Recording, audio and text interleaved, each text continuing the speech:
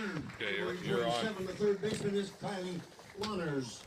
Batting fourth and wearing 14, the pitcher is Kelsey Whitmore. Batting fifth and wearing 24, the shortstop is Jade Gutierrez. Batting sixth and wearing 10, the center fielder is Olivia Pichardo. Batting seventh and wearing 25, the left fielder is Ashton Lansdell. Batting eighth and wearing 26, the catcher is Alexia George. Batting ninth and wearing 3, the right fielder is Alana Martinez. I'd ask the rest of the U.S. team to please join their starting 9.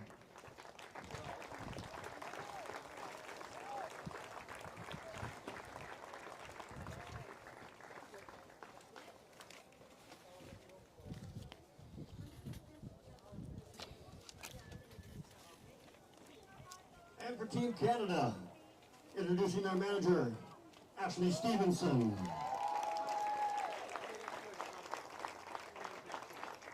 Batting first and wearing 5, the shortstop is Ellie Jesperson. Batting second and wearing 6, the left fielder is Mia Volk. Batting third wearing 9, the second baseman is Daphne Jelinas.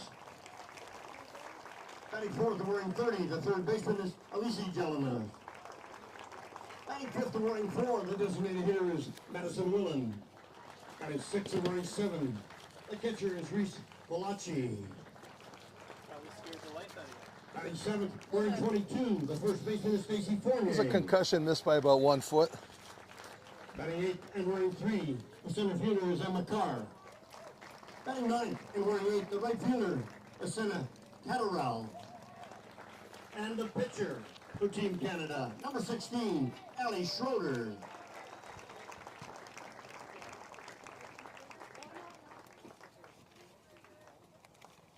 Would the rest of the team please join Canada starting 9.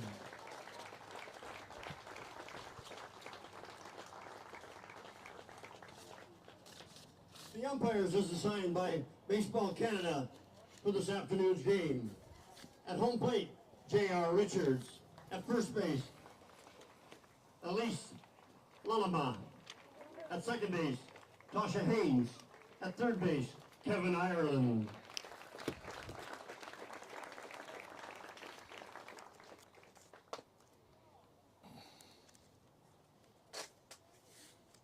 Ladies and gentlemen, at this time, I'd ask you to please rise, if you can, please, for the playing of the U.S. and Canadian national anthems.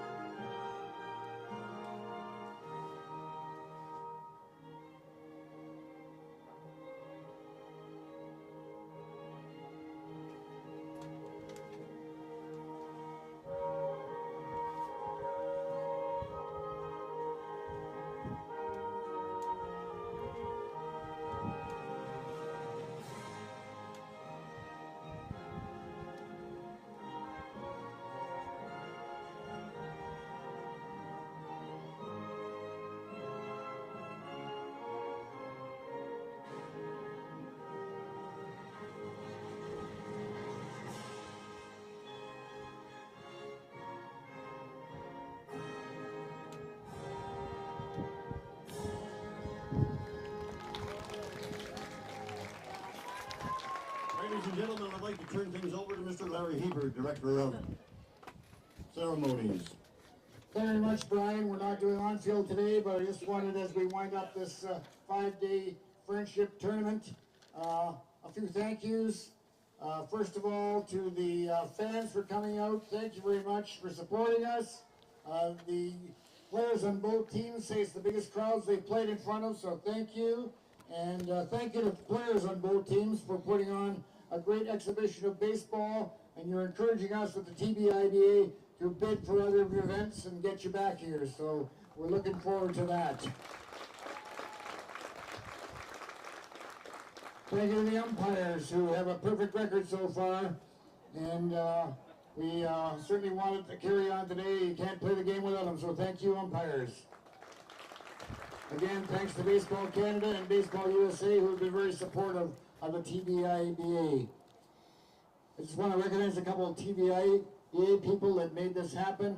First of all, our leader for this tournament, our first Vice President, Nick Belchiori. Reg Galbraith and Lincoln Galbraith, who also doubled team on the grounds crew, and Lincoln also does the official scoring.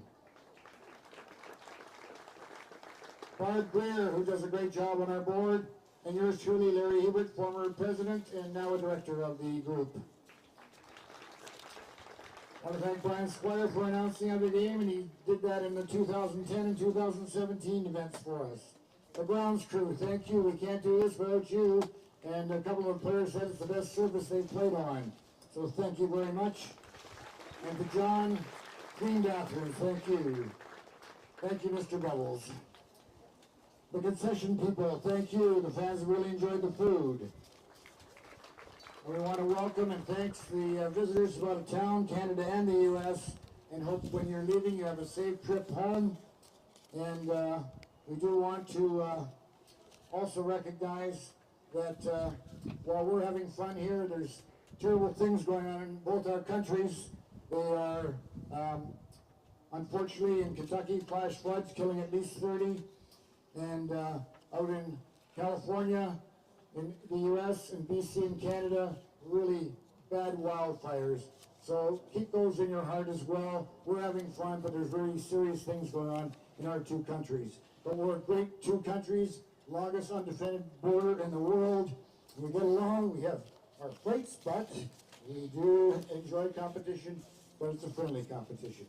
Again, thank you, and I also want to note two people, of course, who died in the last little while, or yesterday. Bill Russell, the greatest team sport player of all time, and Nichelle Nicolette, part of the original TV series Star Trek, and the first part of the first interracial kiss on television, along with our own William Shatner, who's also an American citizen now. So thank you very much. Enjoy today's game.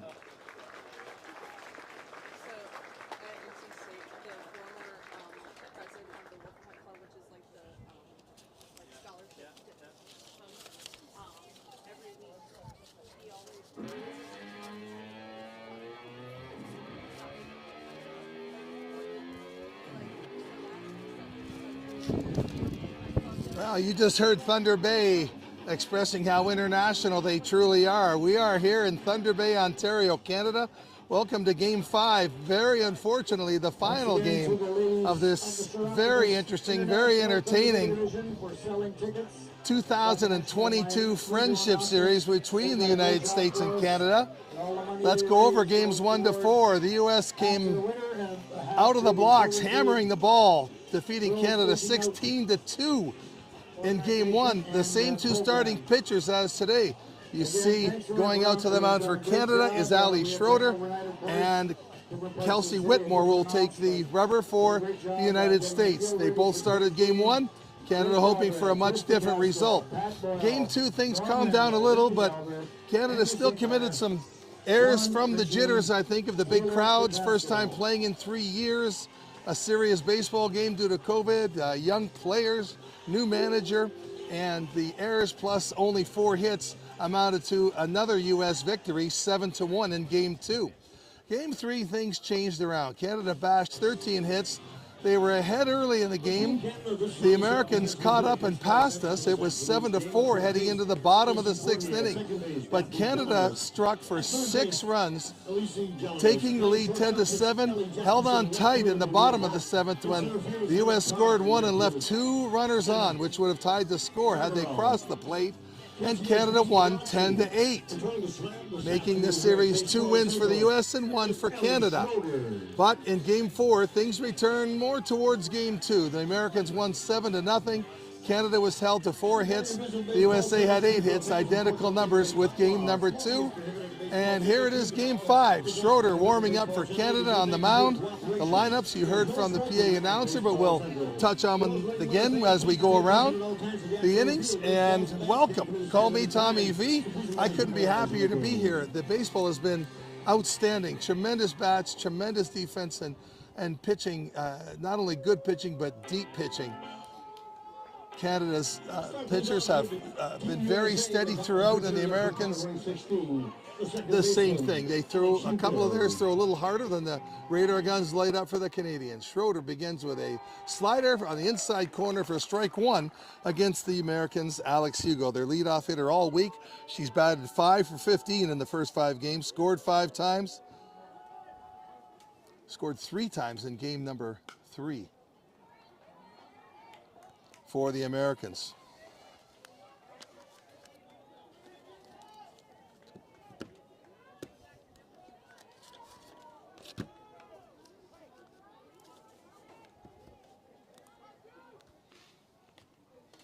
Fouled off again. Count remains 0-2. Leadoff hitter wanting to take a lot of pitches, being a leadoff hitter and show her fellow people in the lineup, the other 8 batters, what this pitcher's got today. But with 0-2 count, you got to swing at anything close. It's the coolest day of all 5 today. It's probably about 60 degrees Fahrenheit in the neighborhood of about 14 or 15 degrees Celsius. Hugo takes a ball to make it 1-2. Ali Schroeder sets, delivers. Fastball, strike 3 on the outside corner. And also, probably tops of the week is the crowd today. Several hundred here. It may approach the number of 1,000. The Thunder Bay people have supported it extremely well all week. Really rooting for Canada, giving them almost a bit of nervousness in the first couple games. There were so many people here. And welcome to women's baseball. It's been growing and growing. Remember that movie, A League of Our Own? Believe it or not, it came out in 1992, 30 years ago. Schroeder, inside slider. That's popped up into the middle. Both middle fielders want it, and Ellie Jesperson is going to put away out 2.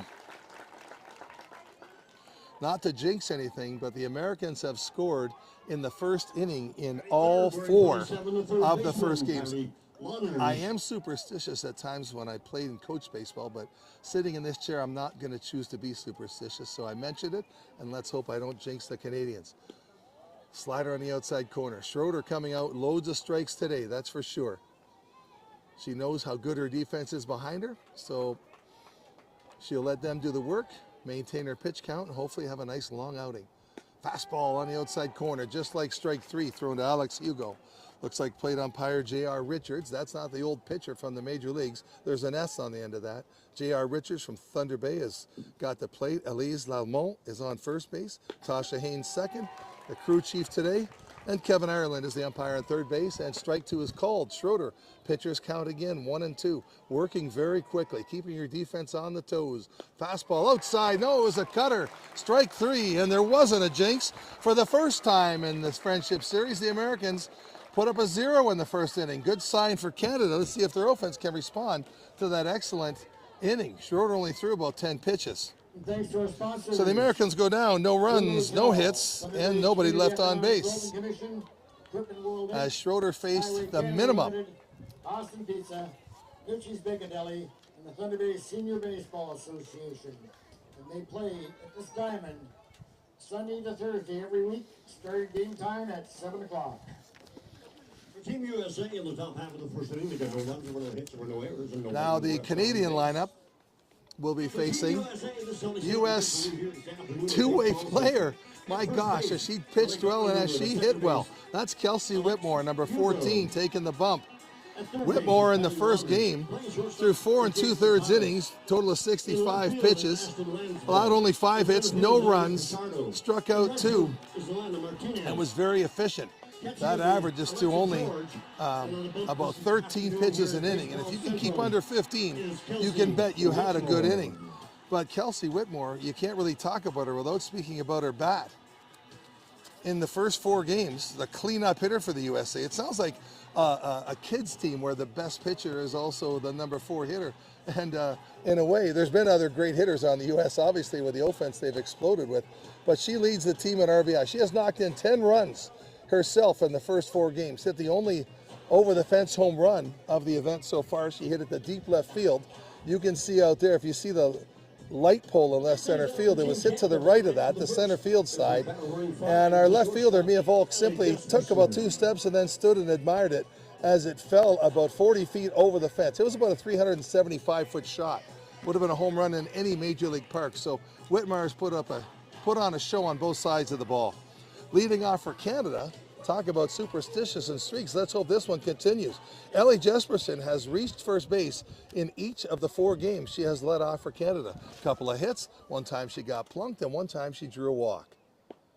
Low fastball for strike 1. Jefferson doing the same thing. Leadoff hitters always want to take a few pitches and give their teammates a look at the starting pitcher. Now, we've seen Whitmore, but that was about 7 pitches ago, only 4 games ago. But, of course, the U.S. has used relievers each and every game, as has Canada. Slider outside. Whitmore, the first game, her bread and butter pitch is her fastball, but I believe she threw less than 50% fastball. She really kind of worked backwards. She used her soft stuff to set up her fastball. Normally in baseball, it's the opposite. It's called pitching backwards. Let's see how she approaches the Canadians today. Couple of strikes already. 1-2 count on Canada's leadoff hitter, Ellie Jesperson. Hails from Alberta, 19-year-old.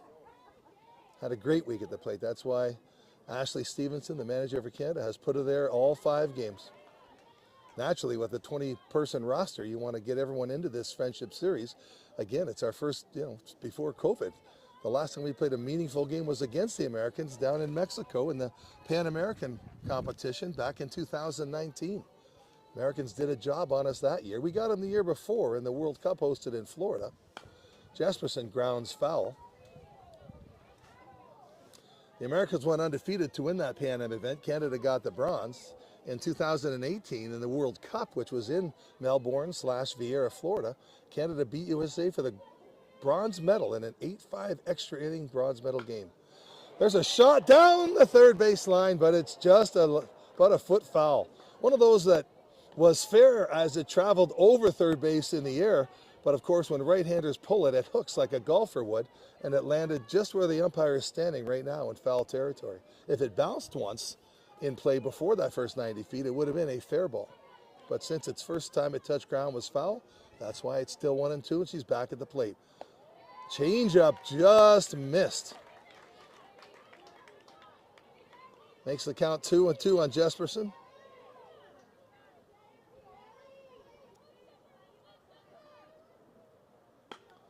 Inside, it may fall in or it may not, because in comes center fielder Olivia Pichardo. Pichardo and Whitmore are flip-flop. Pichardo also pitches and plays center field, and that's where Whitmore has spent most of her time when she has not been pitching. Good at bat by Jesperson. I thought that one might fall in because the outfielders have been deeper than this all week, knowing the threat of the Canadian bats, but the wind is blowing in, and it'll change about every inning, to be honest. Mia Volk steps up to the plate for Canada. Fastball, strike 1. Volk is 4 for 12 so far in the Friendship Series. Scored 4 times, couple of ribbies. She's reached base in 7 of her 12 plate appearances. Outside slider, 1-1 count.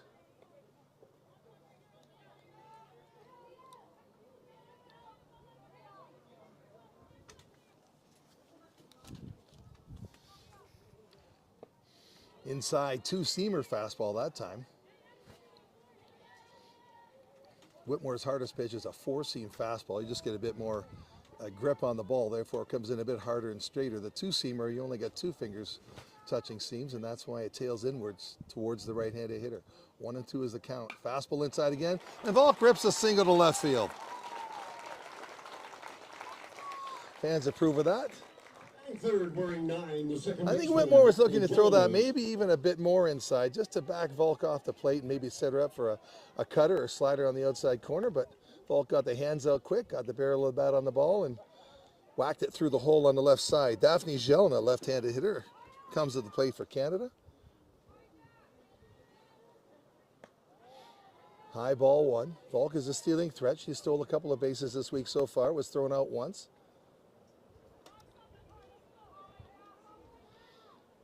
Daphne Jelena is our 3-hitter, and Elise Jelena is our 4th hitter. And there's a ground ball. That's through the hole on the right side. No one's going to be covering first on time. It dribbles into right field. The Volk holds up because charging in is Elena Martinez. Good backup as both infielders touch that ball. The first baseman pushed it towards second, and that was Michaela Underwood. And Alex Hugo also got a piece of it, but it scooted into right field. Canada now has runners on first and second. That'll be scored a single. No one really had a chance to field that cleanly.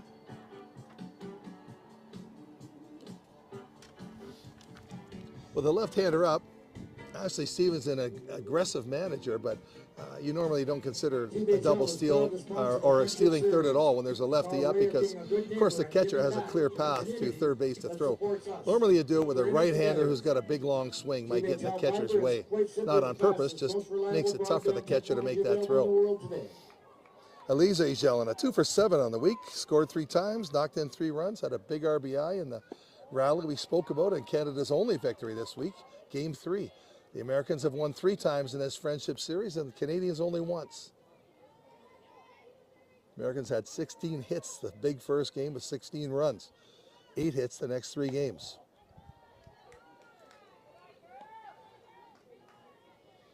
Canada's had a couple of 4-hit games. U.S. pitchers really doing a good job on their bats. Broke out for 13 hits in that Game 3 victory. Left-handed hitter Elise Jelena facing Kelsey Whitmore. Fastball on the outside corner, called a strike, says J.R. Richards, the plate umpire.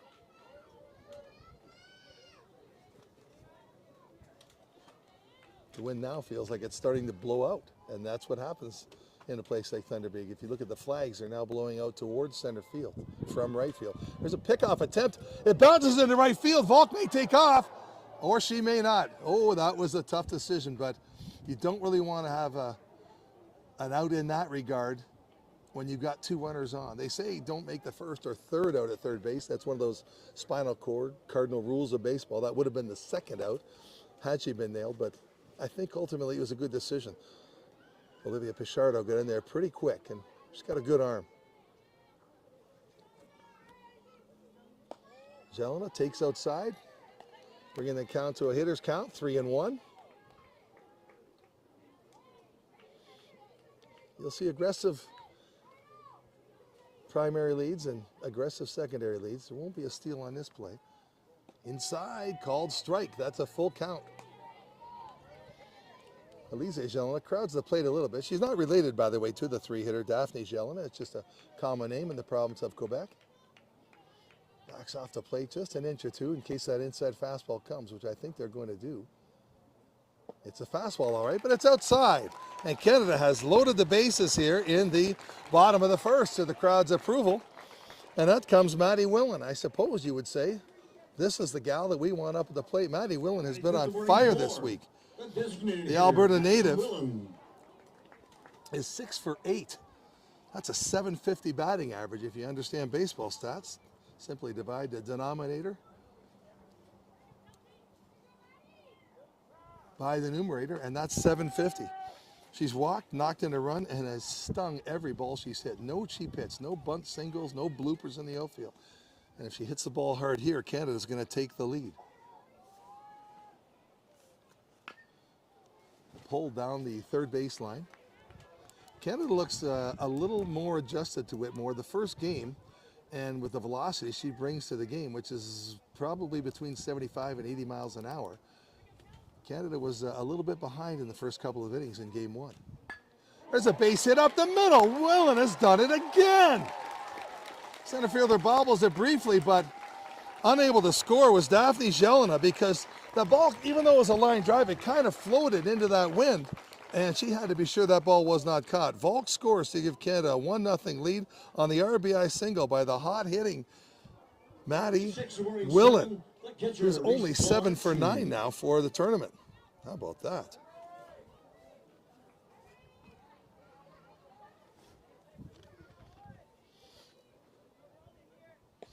Speak about knocking in runs. What an interesting story here. Reese Veloci is at the plate. Now the veteran starting catcher for Team Canada is normally Ella Matucci. You'll see her enter the game some way. She's a pitcher, a catcher, a base runner, good hitter. She's taking a rest today and letting the youngster, Matucci is 29, Veloci is only 17. In her first game wearing the Canada uniform, it was Game 3, the comeback win for Canada. Who knocked in the winning run with a tie score 7-7 in the 6th? It was Reese Veloci with their first hit as a Canadian. That one's going to fall under right field. Canada's going to get into a second run, possibly a third. Again, not possible because, again, the second base runner wasn't quite sure if that ball might hang up in the air. So scoring is Daphne Jelena. Elise Jelena moves to third. Maddie Willen, who singled in the first run, trots down to second, and Reese Veloci has her second base hit and second RBI in her debut with Team Canada. What a memorable series this is, and what a mark she's made for a 17-year-old saying, "I'd like to play with you older folks." Stacey Fournier steps up to the plate for Canada. She's got a hit and 6 at-bats so far in the event. Left-handed hitter.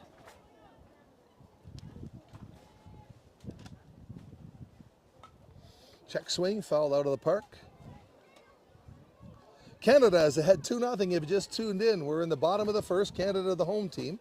Wasn't the case every game. We flip-flop, so USA took the third base dugout in games 2 and 4 and batted second. So games 1, 3, and this one, game 5, Canada will be the home squad, batting second. Fournier grounds and ball into right field. 1 run comes in. Stevenson holds up the base runner again, respecting the U.S. arms, and a perfect throw to the cutoff. So another good call by manager / third base coach Ashley Stevenson. Fournier grounds it to the right fielder. Scoring Elise Jelena, that gives Canada a 3-0 lead. What a statement compared to yesterday. Canada has 5 hits this inning. Yesterday we had 5 hits all game. 4 hits in my record, but the official scorer called it 5. So we'll believe him. But nevertheless, we've tied that with just 1 inning today. What a different show, and 3 more runners on the pond right now with only 1 out. So Canada does not want to sit on this lead. You can't sit on any lead against the red, white, and blue. Fastball outside. Whitmore seeing a different approach from Canada in this game. Emma Carr's stepped up to the plate.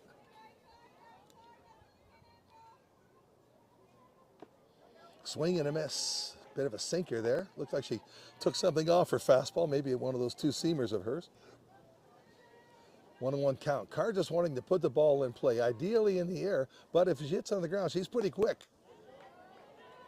So it can't really hurt her there. 1-2 count. Speedy runner, also a closing pitcher on her provincial team. Ashley Stevenson would easily go to her if the situation dictated on the mound. Outside, takes the pitch. Carr is at a 2-2 count. Carr, another Ontario player.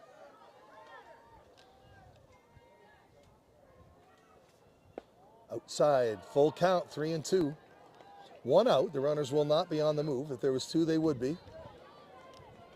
Carr's going to get a fastball, so let's see where she can put it in play.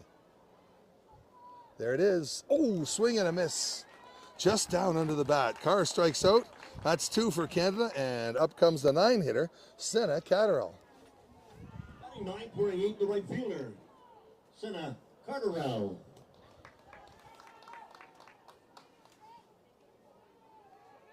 Catterall is 2 for 8 so far. Scored a couple of runs in the Friendship Series. There's a line drive, and Canada's going to score a 4th run. If it gets by her, oh, what a play by Olivia Pichardo to backhand that. Otherwise, it would have gone to the fence. But Canada scores 2. Fake throw by the relay taker. That's Malika Underwood trying to dupe the runner, but Catterall did not bite, and Catterall knocks in 2 runs. Making the score, Willen crosses the plate. So does Veloci. Canada has scored 5 Stop, Ellie Jesperson. on the 2-run single by Senna Catterall. Runners at first and second. 2 out runs. They're bigs. And we're going to get another one. A single to the right field gap. In goes Catterall. Play at the plate. The throw is high. It goes to the backstop. That's going to send Catterall to third base with an RBI.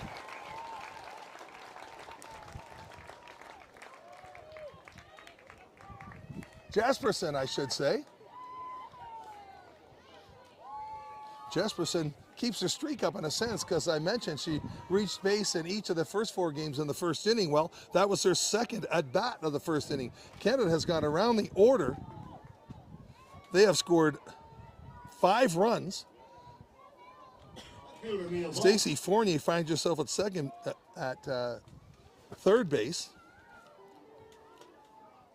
Catterall at second. Volk gets to the plate. She singled to lead off this rally with 1 out in the first inning. A line shot to left field. Runners on second and third. Volk does not want to leave them hanging. Fastball inside, pulled down the line. It's foul.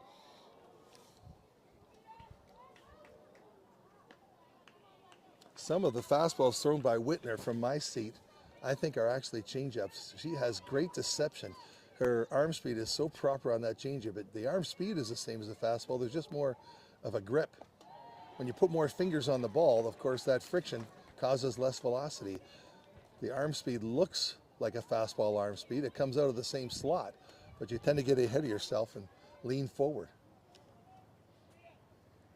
Fastball. Volk drills it to center, but this one's going to be caught. Or no, it won't. It gets over the head of center fielder Olivia Pichardo. 2 runs are going to score. Volk is going to try for 3. There's a relay. No, she comes back safely. She doesn't want to make the third out of third base.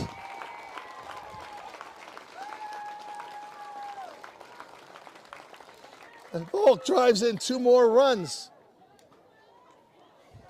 In comes Stacey Fournier. The ball wound up reaching the center field fence. Catterall scores as well. Canada putting up a 7 spot in the first inning here of Game 5 of the Friendship Series. Don't forget, the mighty USA has 6 at-bats to go, so if you're going to be down 7, that's the time to be down 7, as early in the game. And their bats, which have stored a plethora of runs during their time here in Thunder Bay, I think a lot of them want to change countries and live here. Something's in the air. Actually, they're just really good players. Fastball. It's going to be a 1-hopper to short. This should end the inning. And it does. Jelena grounds to short. But what an inning it was for Canada. Roaring applause from the near 1,000 fans here at Baseball Central in Thunder Bay. Canada played 7 runs on 1, 2, 3, 4, 5, 6, 7, 8 hits. Yes. 8 runs. Did we miss one? 8 runs. Sorry about that. Yep.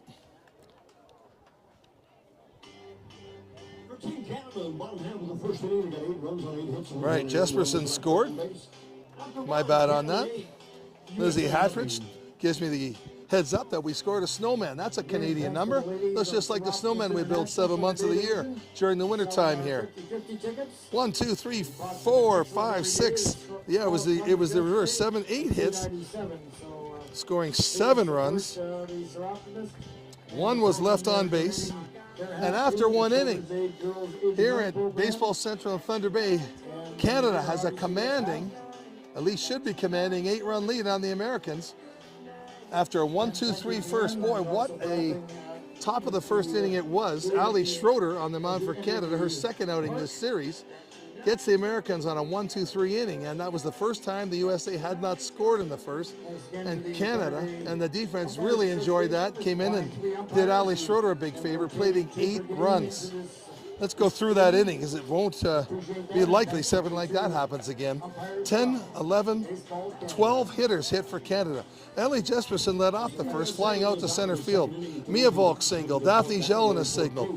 Elise Jelena walked to load the bases. Maddie Willen drove home a another run with her excellent week so far with a single. Line drive to center field. Reese Veloci singled, scored a run. Stacy Fournier grounded a single to right field. Another run. Emma Catterall singled, scoring 2. Speaking of singles, there's a base hit for the Americans, and here they come back.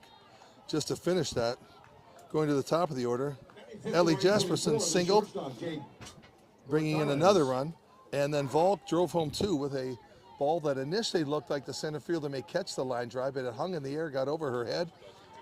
Pichardo chased it to the fence, and 2 more runs come in, totaling 8. USA says, well, you're not going to get away with that, and Kelsey Whitmore, the pitcher, had something to say by singling to lead off the inning.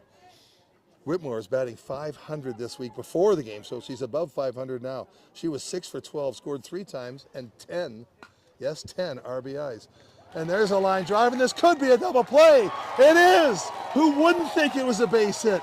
Whitmore, the experienced player, thought, oh yeah, that's over the shortstop's head, but that's not what Ellie Jesperson decided. She leapt up in the air, caught it, and knowing there was a runner on first, you've got to know your runners before the pitch. And Whitmore just got too far off first base and was doubled up. Doubled up on the 6-3. Jade Gorteres, goes down with a line out to shortstop. It was a beautiful at-bat. One of those quality at-bat that is still an 0 for 1, nevertheless. Olivia Pichardo, the center fielder for the USA, comes to the plate. 18-year-old. Strike from Allie Schroeder. Quite pleased to see that defense behind her. She didn't get this support in game 1. It wasn't anyone's fault. It was the Americans' bravado, scoring 16 runs on 16 hits. Canada made 4 errors, but that wasn't the cause of that loss. The U.S. just came in swinging. Thunder bats in Thunder Bay.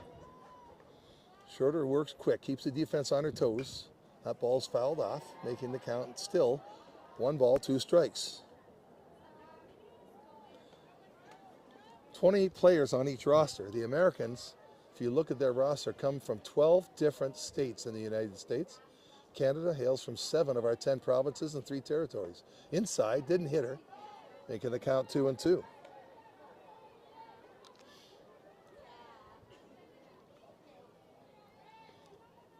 I guess that would be typically Canadian to put an 8 spot up because it looks like a snowman, a very popular item here north of the 49th parallel. We get winter about 7 months of the year, depends on where you live in the country.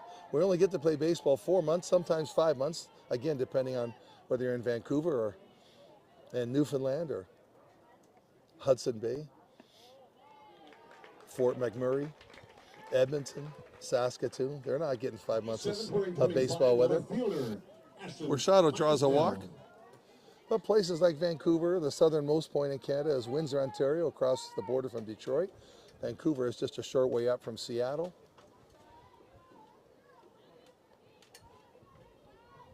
They get 5 months to play.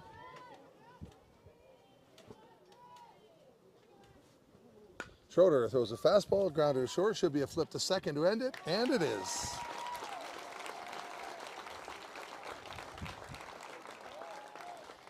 So the U.S. starts with a couple of hard hit balls. One was a single by Kelsey Whitmore, and the next one was even hit harder by Jade Gorteres. However, she hit it, and up leaping was shortstop Ellie Jefferson for Canada, who snagged it and not only made that play, which didn't look like it was going to be caught, relayed to first base because Whitmore had gone just a bit too far as she felt that was a base hit when it came off the bat of Gorteres. So that was a double play, and Ashlyn Lansdale grounds to shortstop Jefferson, who flips it to Daphne Shelena to get Olivia Pichardo, who had walked after the double play. Americans go down with no runs on 1 hit, with 1 runner left on. Team Canada has been on base in the first inning 5 out of 6 times since she batted twice in the first inning this time. The only time she got out was the first time at bat. Hey, I was just about to text you. I'm good. I thought Word was coming out, but I guess what it says.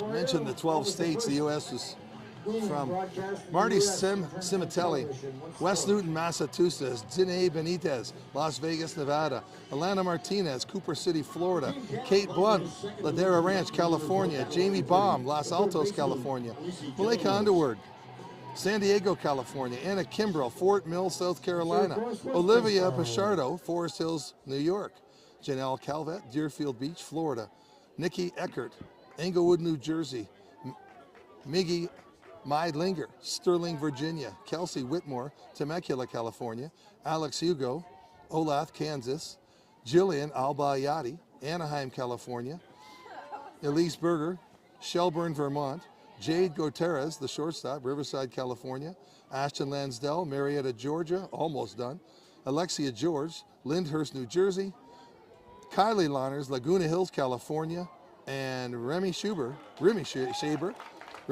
Cordova, Tennessee. Canada gets right back in the groove. Base hit off the bat of Elise Jelena, her first hit of the game. She walked and scored her first time up, bringing up Maddie Willen. Her name is Madison, but I hear the players call her Maddie, so I hope she doesn't mind me calling her the same. Actually, whatever she's doing all week, she wouldn't want to change because she's 7 for 9 at the plate this week. 777 batting average. Unbelievable. Hit a line drive to center field. What she's been doing all week is hit line drives. Scored a run for Canada in the first inning. Scored Canada's first run, as a matter of fact. Slider on the outside corner. Kelsey Whitmore remains on the mound for the Americans.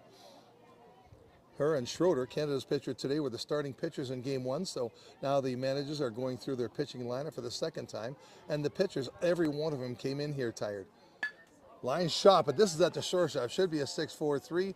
Throw to Hugo. Momentarily juggled, and that may make her safe at will. She just handcuffed. Gutierrez kind of threw a handcuffing throw where Hugo kind of handcuffed her hands, turned the glove over so the palm was up, and just caught it off the heel. It momentarily bobbled. She hurried to throw. It wasn't caught cleanly at first base by Underwood. So that's going to be a fielder's choice. But out at second will be Elise Jelena, getting a lead runner. Reese Veloci is the youngest member of the Canadian lineup today, the only teen in the lineup. She's 17. Ontario girl. Showing that we've got a backup catcher. Ella Matucci is the starter, and anyone who has the talent enough to replace her, even for a game. This is Reese's second start of the 5 games. Matucci will find herself in the game. She always does. She's way too good not to find herself in the lineup, but yeah, they want to give the youngster a shot, and she's responded well. The ball's popped up. There's room to catch it, but will they get there? Thunder Bay, if you by chance haven't been watching, has a ton of room in the foul territory. Most players are lucky to be able to get to the fence of any ballpark they play in. Here, they're lucky to get to the warning track, and then there's another 10 feet to the fence. So some balls stay in play, but it wasn't that the catcher or first baseman aren't fast. They just can't get there. There's a lot of acreage. And just in the interest of full disclosure, in one game in the 50-50 draw, the Serapis noticed the next day that they had counted wrong. They wrote $100, so the winner was Mr. Abatai, and we got a hold of him. He came back and got another $50 out of the 100. So thank you, Serapis, for being so honest. That follows suit for Canada. I can think of a lot of places that would have pocketed that extra $100. That's a pop-up in the infield. No one's going anywhere. It'll be the second out of the inning. Reese Veloci pops out to second baseman Alex Hugo. No way she's going to drop a ball. Played second base all 5 games, as her teammate over at shortstop, Jade Gutierrez. Number 22 comes up for Canada. Stacey Fournier singled, homer run in the first inning. Ground ball to right field. Left-hander takes the plate. 4 left-handed batters for Canada in the lineup today.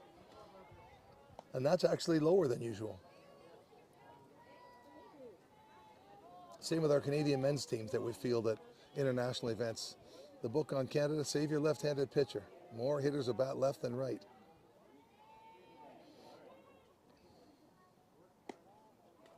The water is no different here. The fact of that matter is, if you don't know, most of our Canadians play hockey, and most people shoot left in hockey. The right eye is the dominant eye. You got to have your dominant eye in front when you take a shot in hockey, so they bring that swing to the ballpark, and they hit left.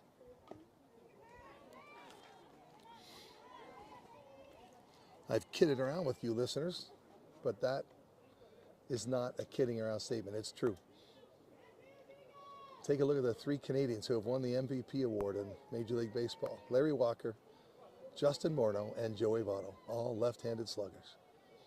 Here we go. Stacey Fournier with a 2-1 count. Runner on first base. Grounded, but it hit her foot. The umpire momentarily thinks about it, but then called time.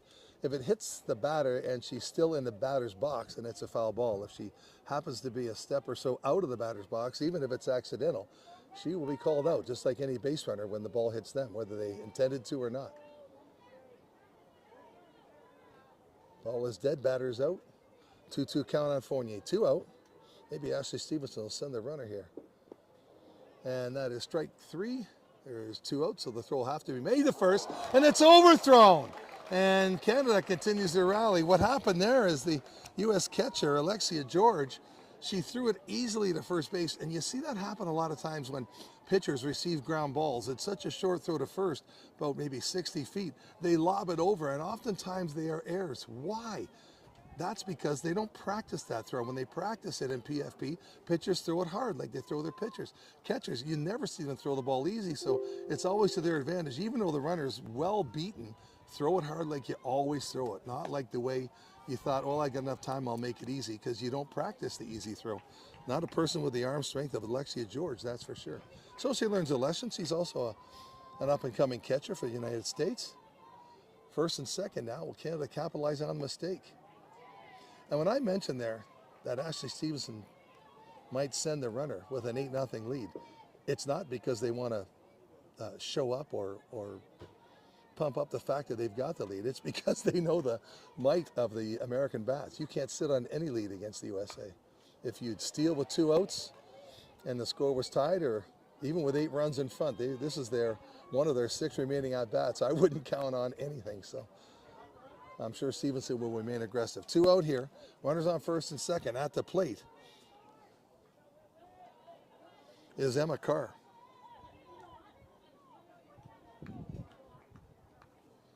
Carr struck out in the first at-bat in the first inning. Inside curveball. Now she's got a hitter's count.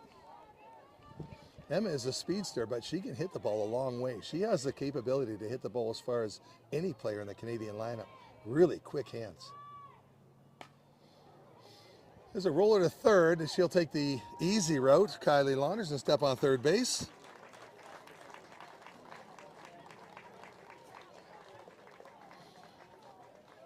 Outing Maddie Willen, outing, that was Willen running into third, and Canada does not score here in the second. Again, however, they got a hit. They left 2 runners on. Selling tickets and helping us at the gate. I was wondering why I said 7 runs in the first inning, and that's because looking at my scorecard here, if you're a scorer, of course there's only 9 boxes in the first inning, but the Canadians sent up 12 hitters in the first inning, so you continue your scoring into the second column, and then you got to change the 3 to the 2 and the 4 to the 3, etc., all the way down. So now I know why Lizzie Hadich had to remind me we scored 8 in the first inning. We are heading into the bottom of the third already. Canada with an 8-0 lead. Ali Schroeder's on the mound.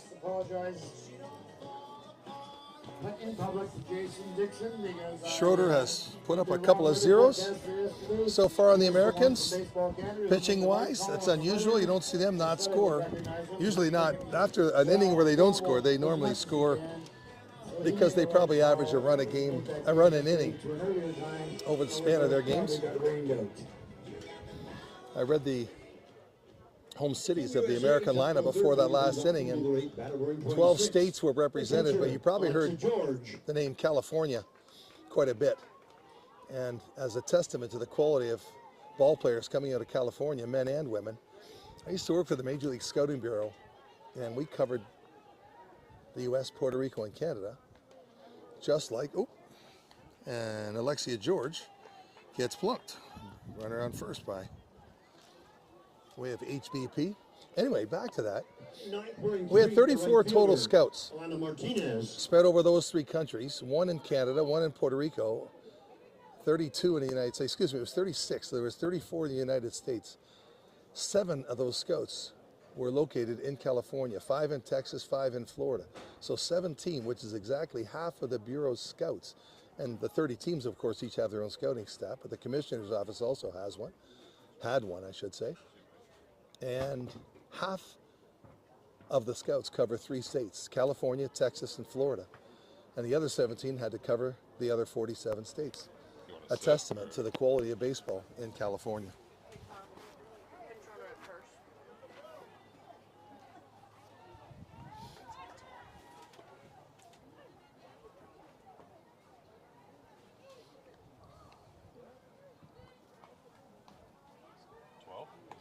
Yeah, 12.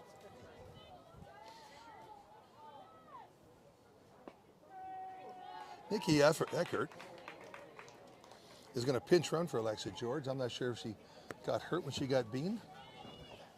And but either way, or maybe they're just trying to get some sleep into the game today. And so out to first base, running for Alexia George is going to be Nikki Eckert. And in the booth with me here is a gal named Mena Florio. Mena, welcome up. Team Canada's starting pitcher in Game 3, the only time we've been able to win a game here. Thanks, Tom. That brings a beautiful smile to her beautiful face. Good to have you up here. Mena hails from Ontario as well. Ontario, you can't say that they're the California of Canada because, and you also can't say British Columbia is, and you can't say Quebec is. You kind of say it's a divide between those 3 populated provinces. There's a grounder up the middle. If she steps on it, she'll have time. She flipped it instead and did not quite have time. So Jesperson gets the lead runner at second base by flipping to Daphne Jelena. Jelena's relay throw to first was not in time, so it'll be a fielder's choice for Alana Martinez. But Canada got the lead out, and that's what they wanted to do. Mena, what an amazing, let's jump right to Game 3. First things first. No. We're not going to start, even as exciting as that game is, because there's something more important and more exciting in your life. You have the word doctor now before your name. Yes, I do. Congratulations. Thank Tell you, us Tom. about your those letters that'll be next to your name forever. So I graduated from the Canadian Memorial Chiropractic College earlier this year with my Doctor of Chiropractic degree. So I have a DC now, and I am Dr. Mena. And you will be for a long, long time, helping a lot of people. And congratulations on that. Thank you. I had the pleasure of the pitcher today, Schroeder, come up here, and we had a great chat the other day. Boy, she changed since she was 16. You would have had to pinch her to get noise out of her then. Yeah, she's Now, grown up a lot. Yeah, and just came up with some great stuff for us. But somehow we skipped the fact that she's a firefighter. I mean, the occupations you women have, there's professors, there are doctors, there are teachers, there are just a mix. There's a fly ball to center field. Their car is going to catch that can of corn, make the second out of the inning. And to get Alex Hugo out is always a bonus. Malika Underwood, the 41-year-old veteran, steps up to the plate with 2 out and the runner on first here. Yeah, tell us about some of your other teammates and what they do. It's incredible. Yeah, we have a really pretty smart group. We have a lot of students now, a couple of them doing their masters, a lot of them finishing their bachelor degrees. We have actually another soon-to-be firefighter on the team, Ella Matucci. So she's just trying to get a firefighting job now. Our coaching staff, also like Ashley Stevenson's a teacher. Yeah, there's a lot of great professions on the team. We all work pretty hard on and off the field, which is nice. And it rings true with the U.S. roster as well. There's a pop-up, should end the inning. Schroeder pockets it, and she pitches it inside to Underwood. Underwood wasn't able to get the barrel out in time. Popped up to the pitcher, and the Americans go down without a run. And no hits in the inning. The 2 runners that got to first were hit by a pitch, and then Martinez reached first on a fielder's choice, outing the runner Nikki Eckert at second base. So 1 runner left on base. The score at the end of 3 complete. Canada 8, the snowman number, perfectly applicable to Canada, and 0 for the Americans. So, man, now let's go to the next exciting thing is Game 3. He threw 4 innings, 59 pitches, 68% strikes. That means 40 out of 59. That's 2/3 of your pitches were strikes, more than 2/3. He allowed 5 hits, 4 runs to the Americans is a good outing, and you can't deny that. You had a couple of errors in that game when you were out there, and you didn't strike out a batter. You throw a sinker ball, and you induce 10 ground balls out of your 12 outs. So let's talk about that sinker ball. What's the grip? Now, we're not on TV, so you're going to have to describe it somehow. So it's a curveball grip, but I hold it on the horseshoe as opposed to how most pitchers hold it. And I just really try to get over the top. And then, yeah, it kind of just tumbles down and out of the zone into like the bottom of the zone almost. I've been throwing it since I was a kid, so I started throwing it when I started pitching, so when I was like 12, I guess, and it's gotten better since then. So, well, I mean, this is a textbook lesson to any young girl or boy, for that matter, who's a pitcher. Cheese at the knees, keep the ball down. It's always safe. Just think about the logic behind that. If you miss low, what's the worst thing that's going to happen? It might be called a strike still by the umpire. They like low strikes. It might be called a ball with no harm done. Or the hitter might choose to swing at it, and where are they going to hit a low pitch? They're going to hit it on the ground, like 10 of your 12 outs the other day. So we had talked about it with Coach Anthony before the game that we wanted to live low. If you watch the first 2 games, the Americans really capitalized when you throw a high pitch. So anything high in the zone, they're going to crush. So my whole philosophy going in is just live low and let the defense work because we have a great defense behind us. Yeah, they do. Those weren't errors that you see every day, not with the talent on this team. What do you I'm going to get back to your pitching in a sec, but what do you attribute to the 12 errors in the first 3 games? Highly uncharacteristic of these plays. They also made some stunning defensive plays where the crowd just roared. Matty Willen laying out for that line drive, hit up the middle in the one. And Claire Eccles throwing to third to end the game that we won when you started the pitch. That throw was made from right center field at 1 hop the third baseman, and surprisingly, the 2 runners running to second and third for the U.S., which would have tied the game. It finished 10-8. The runner at third was out due to Eccles' excellent throw to third. Alex Anfournia, I remember the play she made up the middle, the 6-3. She ran into center field almost to the spinorama and threw the runner out at first. The 6-4 double 3 that ended the rally from Fournier to Jesperson to Fournier. That means Alize Fournier to Ellie Jesperson to the other Fournier, and that's our first baseman, Stacy Fournier. So we've seen some shining plays, as we know they're capable of. We haven't seen 12 errors in 3 games. What do you attribute that to? It's hard to say. I'm not out there on the infield with them, but I think we were all a little bit tight the first 2 games. It was the first time in international competition in a while due to the pandemic. It's the first time we've been together in a couple of years, and it is relatively a young team. So I think just kind of a mixture of a little bit of nerves. And then, yeah, we've really settled in the past 2 days now. Really lowered the airs, made some great defensive plays, and our bats are on fire right now, so it's great. That's for sure. And talk about good plays. Just a super play by Alex Hugo there. She got to the ball so quick in the hole towards first base that she had to wait for Kelsey Whitmore to get over there, but she flipped it to her and got it to her just on time to get the speedy Ellie Jefferson here in the top of the 3rd inning. Canada leads 8-0. If you just turned in, that's right. The Snowman's on the board. They piled 8 runs in the first inning. There's been no other scores in the other 4 halves. Canada's here with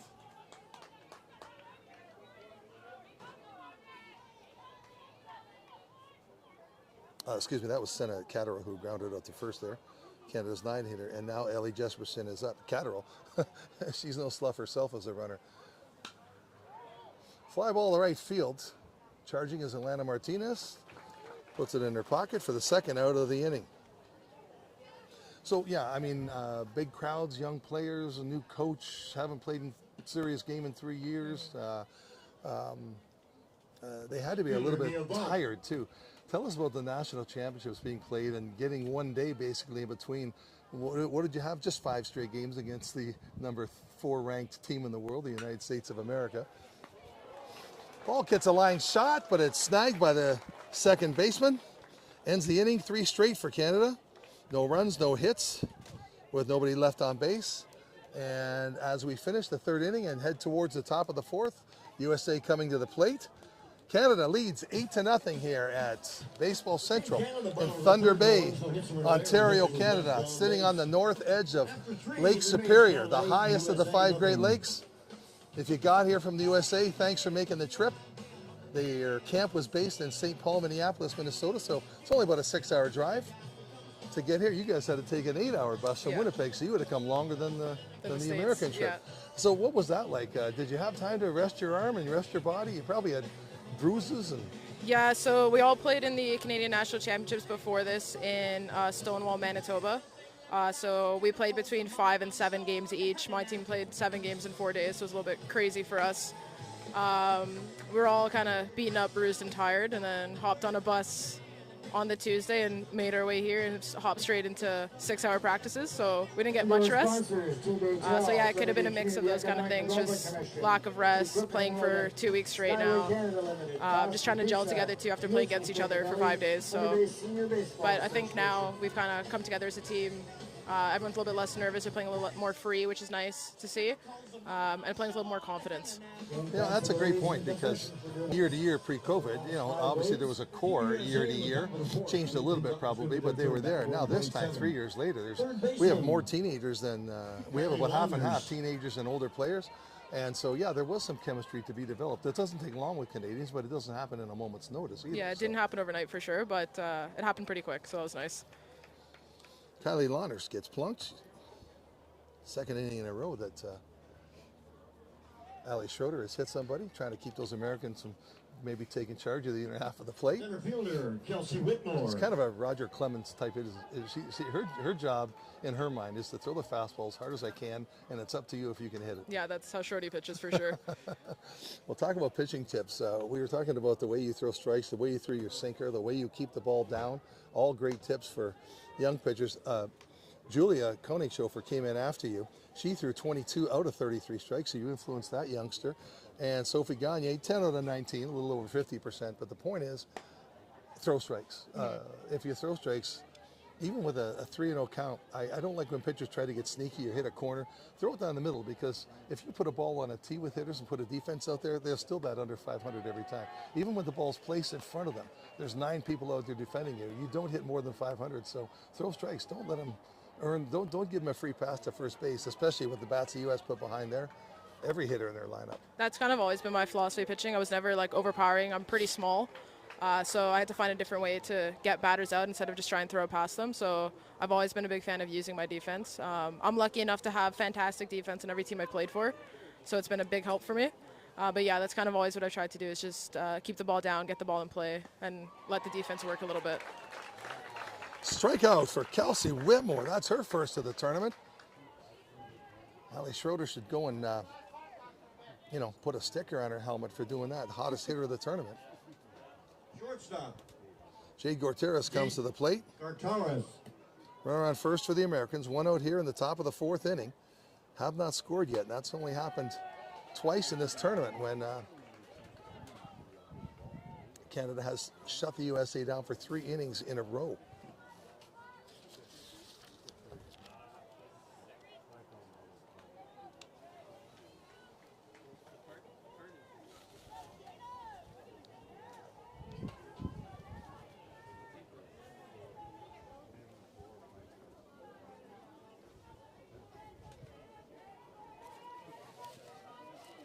Yeah, so they back to you as a pitcher. I want to talk to you. You pinch hit yesterday. We were supposed to have you in the booth, and then your manager pulled you back into the dugout because you were going into the game. You hit a rocket up the middle, and it looked like a base hit off the bat. Speaking of that, there's a base hit for the U.S., putting runners on second and third. Excuse me, first and second. USA, number 10, Olivia Pichardo. Pichardo, who walked her first time up, but was forced out after that. To end the second inning, is up now with 1 out. Runners on first and second here. U.S. trying to get on the board, first of all, and chip away the lead. They're not going to try to score 8 in 1 inning, even though they're capable. But they like to get on the scoreboard. Canada kind of feels the same way. We don't mind giving you 1 or 2, but we don't want that number to get too crooked up there. We want to keep that 8-run lead intact.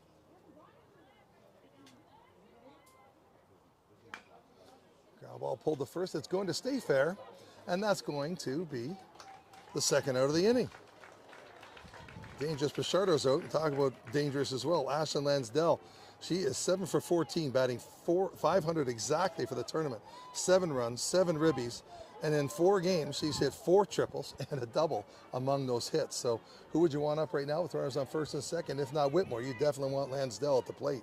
How did you do against her? Do you remember? She flied out to right field, and then she hit a ball just out of Claire's reach in center. Oh, yeah. That was from one of those triples that turned her to be. That's right. That's right. So I looked at your stats for the tournament because, of course, playing for Team Ontario, you're not only a pitcher, but a very valuable hitter. Look at this slash line, as they call it. You batted .286. You were 8 for 28 for the tournament with 9 RBIs, 5 walks, and a 704 OPS. So are you itching to get to the plate here? Was that a happy moment for you? Or Yeah, you care more about pitching with this team? I was pretty excited when Ash told me I could hit yesterday. So I turned down the interview really quick. But yeah, I know my role in this team is more of a PO role. And I'm totally okay with that. I just want to be able to help the team in any way that I can. So if they tell me grab a bat, you're up, I'm totally down for that too. If they told me to be the bat boy, I'd put on the Canada uniform. So I understand what you're saying. I mean, what an honor. What does it mean to you to? You've been with this program for a long time. You've been training with the national team on occasion. You've been on that rim. Today, last week, you got named to the roster, and you put on Canada jersey number 11. What's that mean to you? Honestly, I can't explain what it means to me. I've been working for this since I started playing with Ash and Kate in Ontario when I was 16. So it's a huge honor to be able to wear this jersey finally, especially with this group of girls. I think it's a fantastic group that we have here. We're all pretty humble. We all learn from each other. We all pick each other up. So yeah, it's a huge honor to be able to step out to mound and help my country win a game. And a huge strikeout called for strike 3. The Americans leave 2 runners on with just no runs and just 1 hit in the inning. Schroeder has allowed 2 hits and no runs after 4. A brilliant outing so far. Looking for maybe the best outing of the week. May even top yours, but let's hope it does. And but Mena, boy, you've returned it in spades for Coach Stevenson. You started the only game Canada has won this event so far. Let's hope we're going to notch another in our belts. We'll see. I hope so. I hope Schroeder keeps going strong. And then you're only at bat. You couldn't hit the ball any harder. So you showed her both sides of the ball what you can do. And you're just a great player to be around. I've been around you a lot of times, a lot of years. And your parents are the finest of folks. And that apple has not fallen far from the tree. So thanks for coming up today. And good luck in the next 3 innings. Thanks, Tom. Okay. Thanks, man.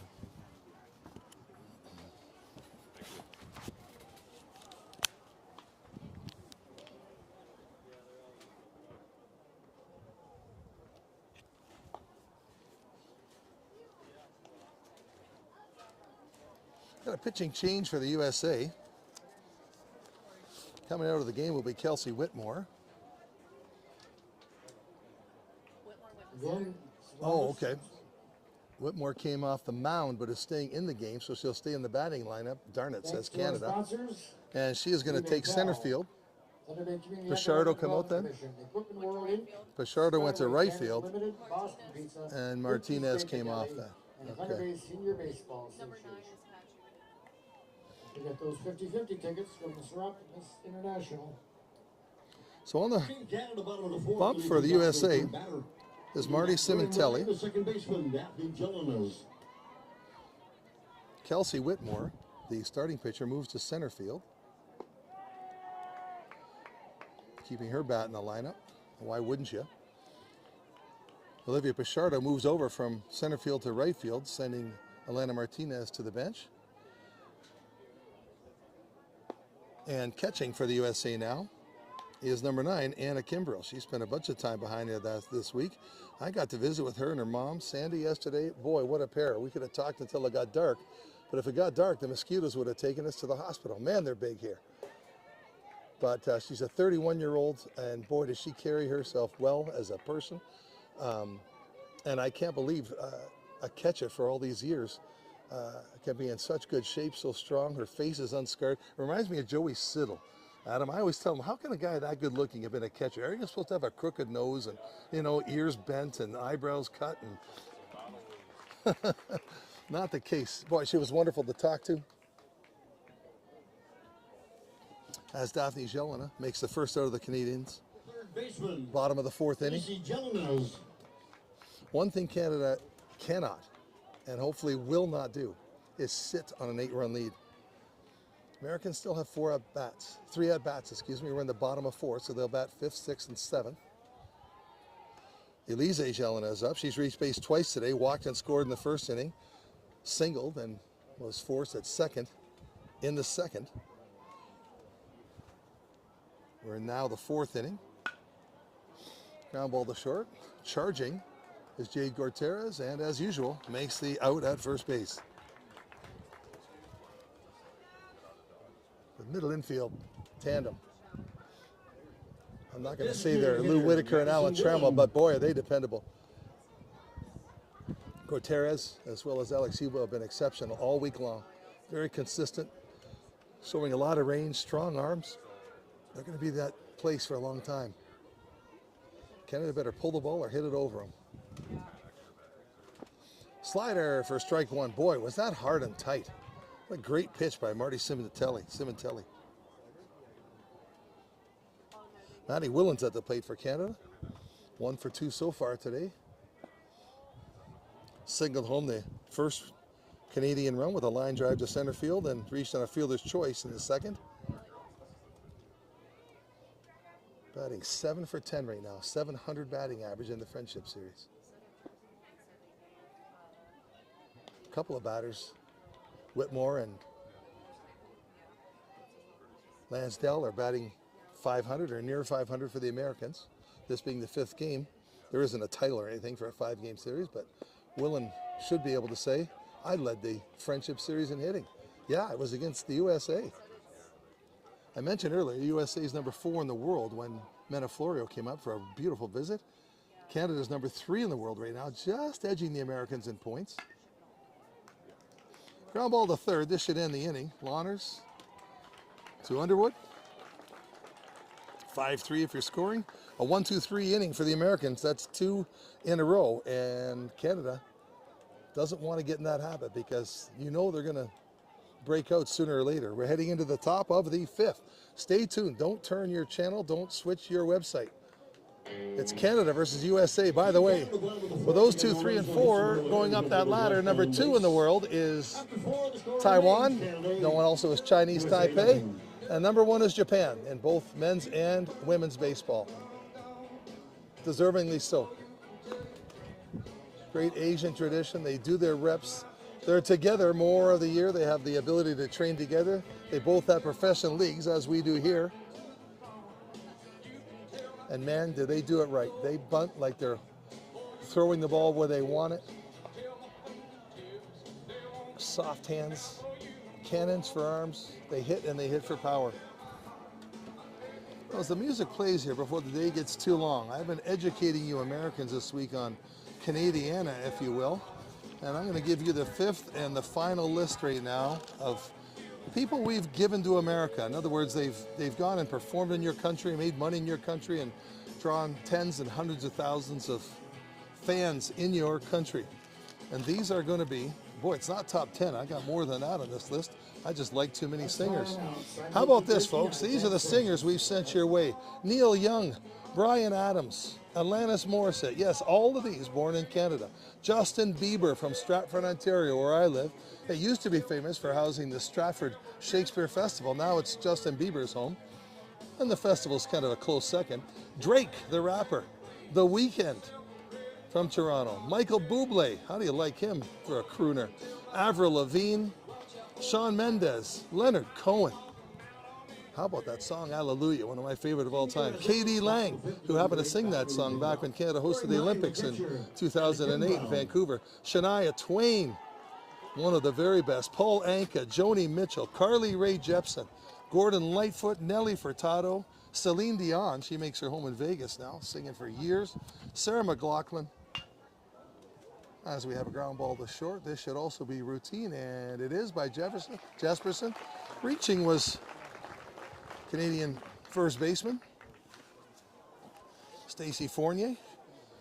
Wasn't exactly thrown at the chest, but she got the out, kept her foot on first base, and to finish that list, Havaya Mighty, Gord Downey, Geddy Lee of Rush, Corey Hart, and we can't have a list of Canadian singers without mentioning Anne Murray. So, America, you're welcome. And thanks for what you sent up our way too.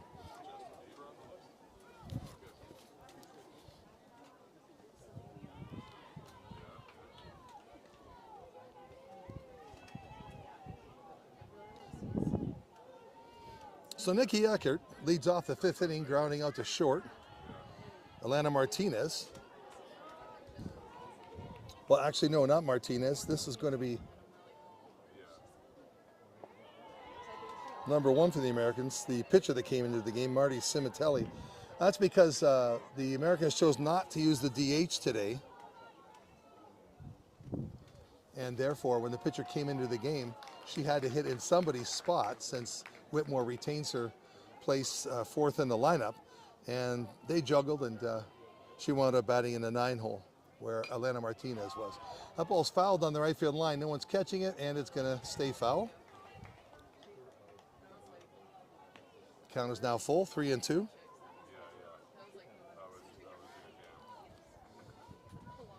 Cimitelli, this will be her first at-bat in the tournament. She's pitched, she's been in the games. And that's ball 4.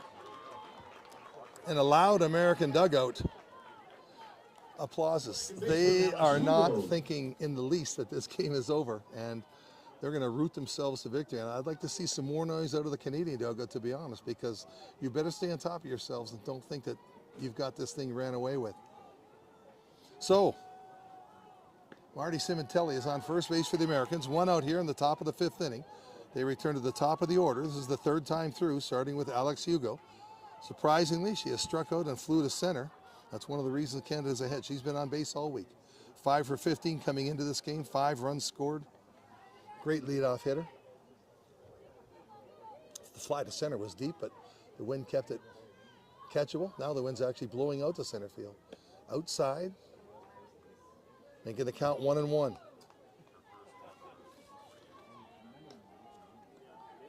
Hugo participated in a home run derby last month in London, England.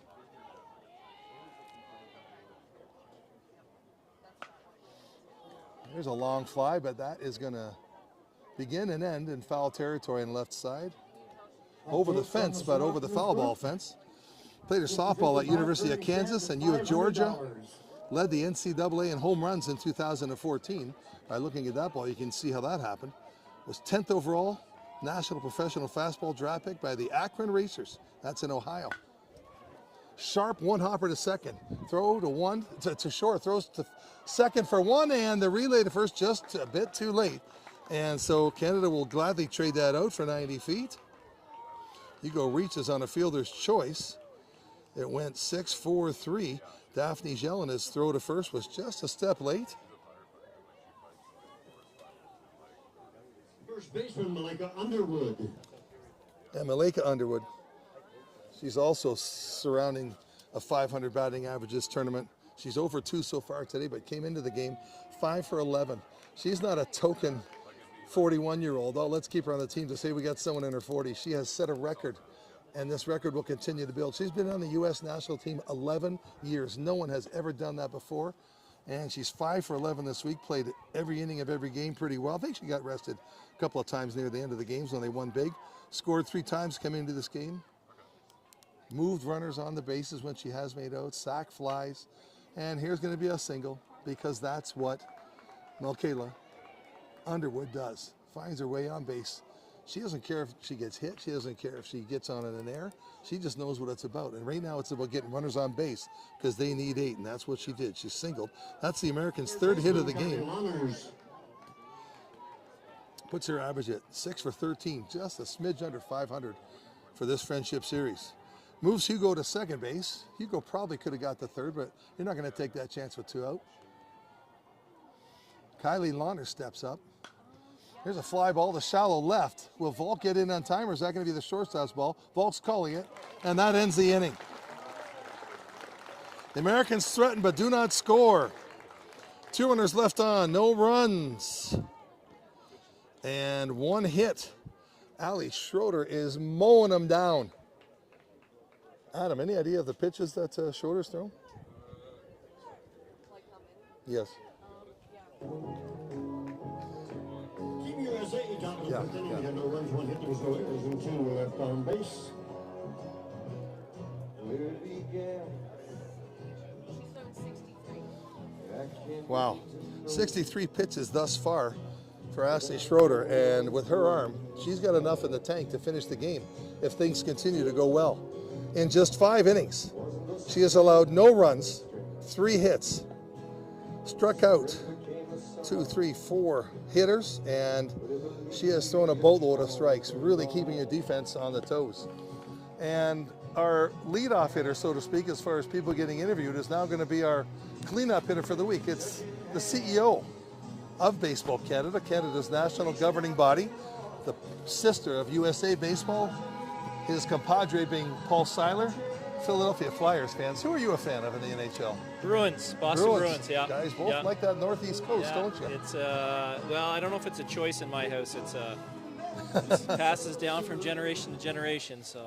It's a mandate. Well, I was only going to bring you on here if we were leading because you've been so upset that the Americans beat us 3 times. And of course, folks, believe me, it couldn't be further from the truth. Jason, you've been beaming with pride this week, seeing this program. You're the new CEO. You've only been here a few months, and the first time for you to personally witness our women's national team program. And yes, we're up in this game. But tell me your thoughts about seeing Team Canada for the first time.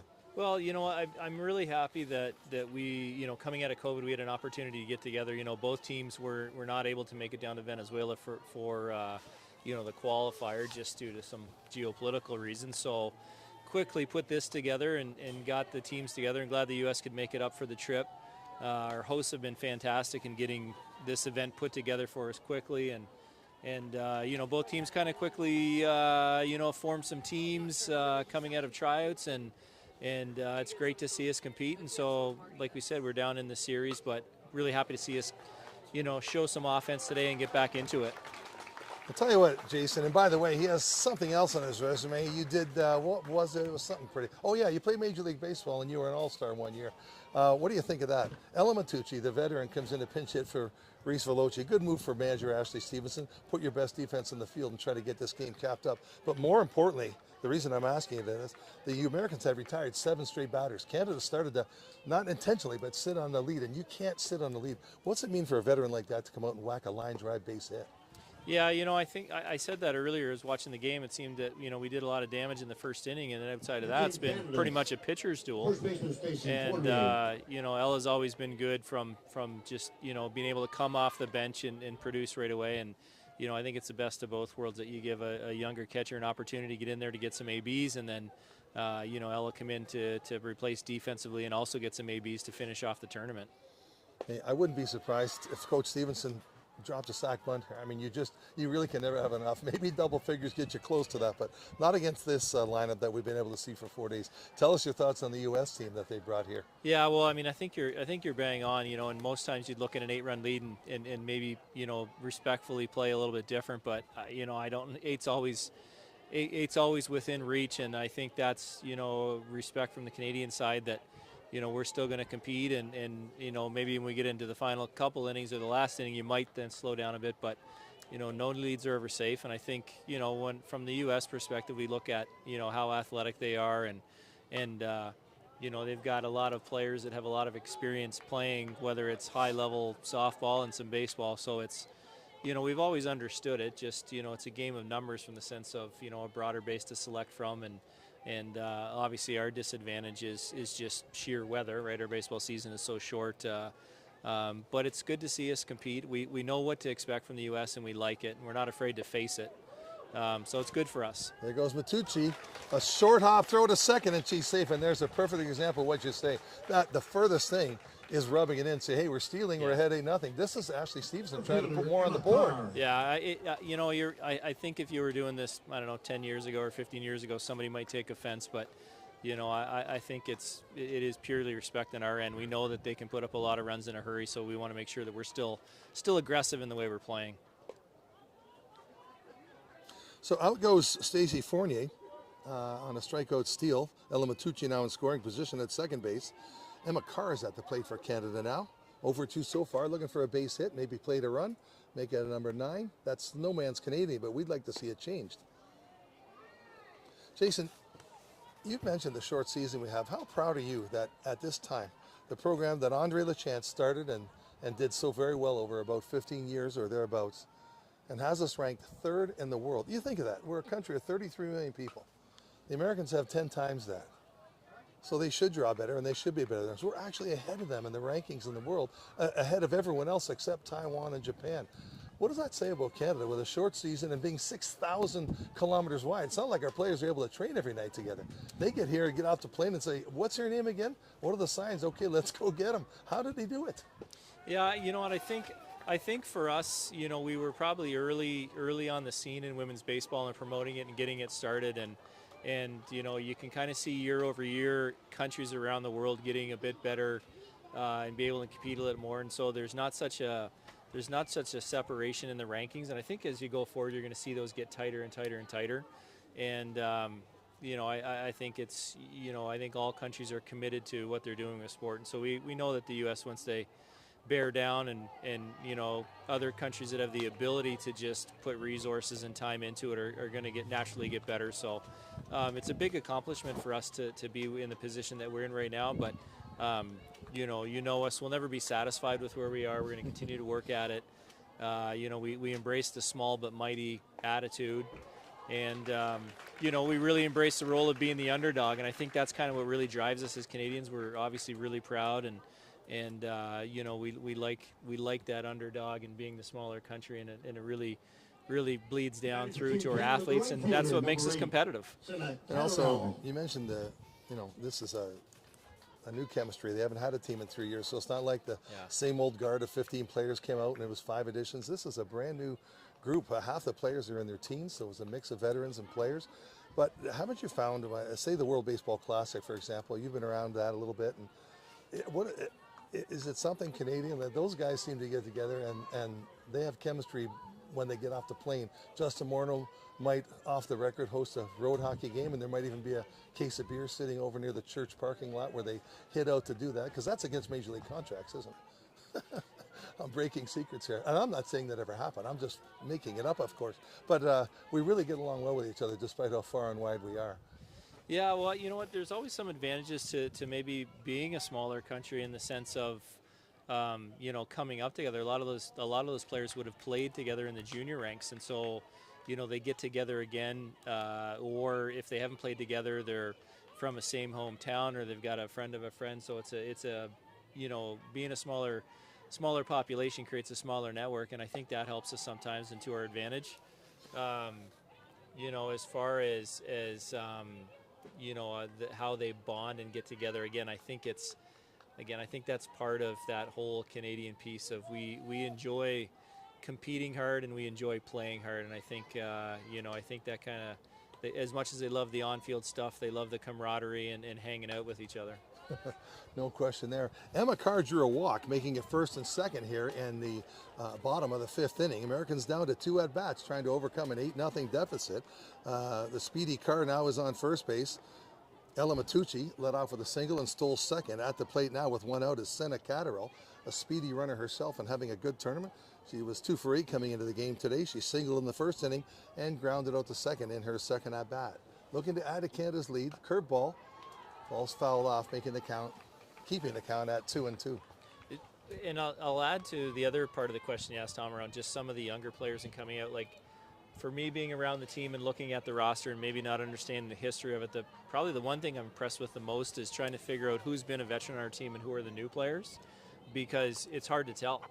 You know, I think the new players have come in and really, you know, embraced the role and haven't shown any part of being on their heels and come out and been aggressive. And I think that's probably the one biggest piece for me that's impressive is, you know, we've got some new young players. You're always nervous around stacking them up against, you know, the best in the world and with the crowds and everything else, but they've held their own, and, you know, for us that's really promising and it's exciting moving forward.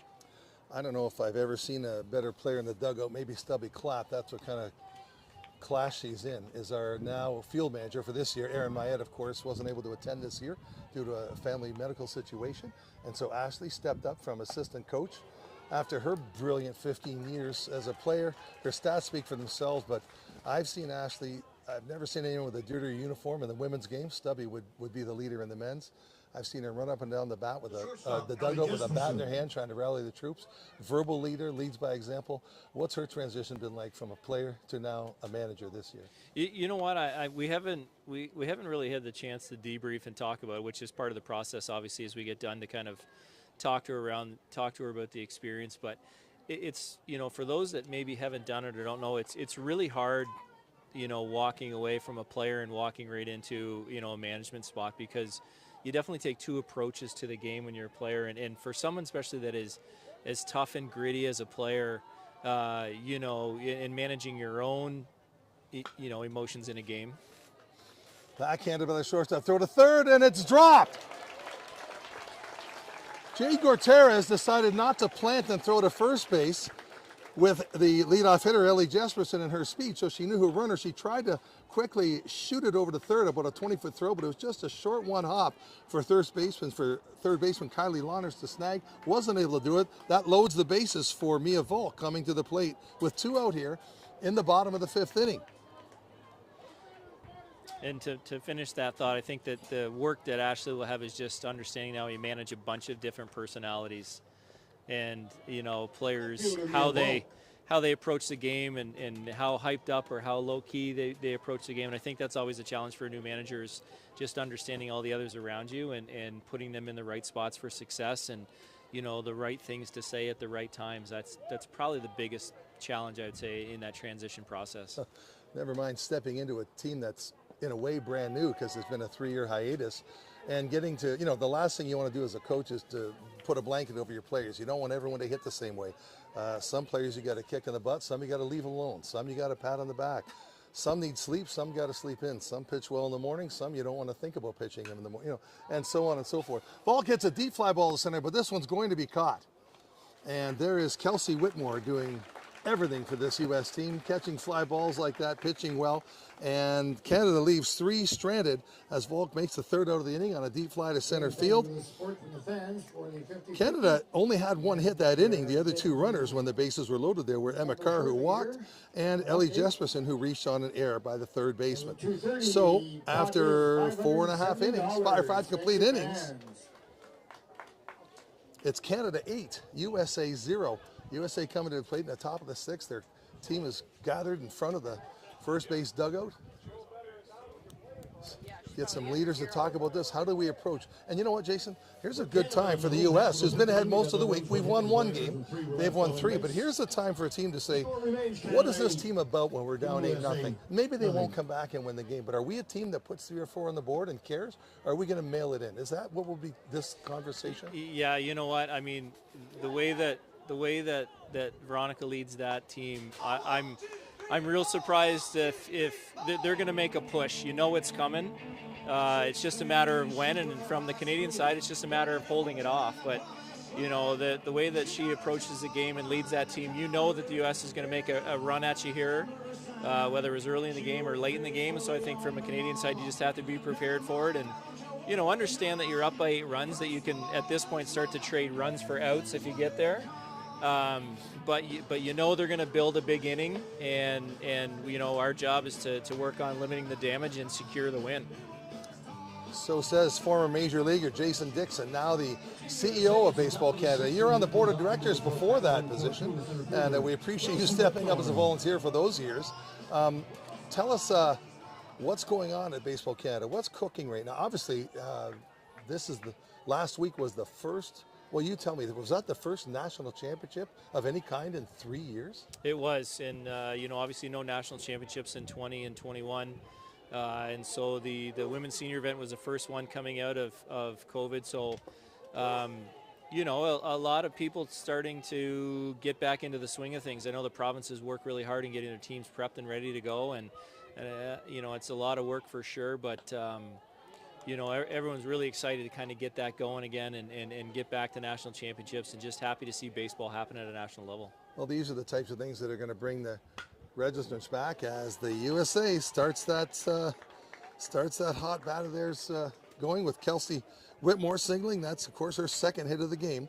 That puts her, I think, at almost 500. That makes her 8 for 15. She's batting over 500 this tournament. Boy, she's the one that caught that fly ball to end the previous inning. And that talk, she being one of the veteran players at 24 years old. There's a few older than her, but spoke with her actions there. And at the plate now is Jade Gorteres. Gorteres came in at 5 for 9 for the Friendship Series so far. She's 1 for 2 today, so that makes 5 for 11 in total. The 4, 5, and 6 hitters, those are the players you want up when you're trying to put some runs on the board. Get the 0 off first and then see if they can catch up. That's the plan. This is going to be fair. This is sliced on the right field line, and it's going to go into the corner. It's going to be at least a double. Whitmore might score. Here comes the relay throw. There's going to be a play. No, there's not going to be a play. The U.S. has plated a runner. Whitmore rounds the bases on a long double into the right field corner by Jade Gorteres, and now it's 8-1. On cue, Jason, but as you mentioned, the Canada right now wants to kind of trade runs for outs. Olivia Pichardo. The right fielder, Olivia Pichardo. Left-handed hitter is now at the plate for the Americans. She's yet to have her first hit in the tournament. Ground ball to second base. Someone's got to be at first. Should have been the pitcher. And Canada luckily gets away with Stacey Fournier making a heads-up play. Pitchers, that's called PFP every time the ball is hit to your level. Jason, you are a major league pitcher.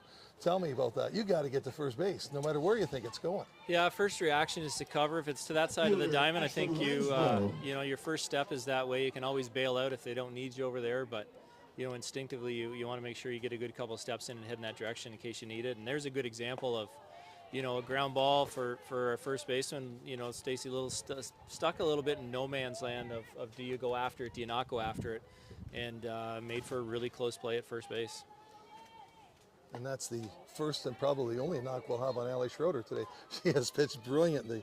5 innings, 63 total pitches. Talk about efficiency. That's 12 pitches an inning pretty well, 12 and a half.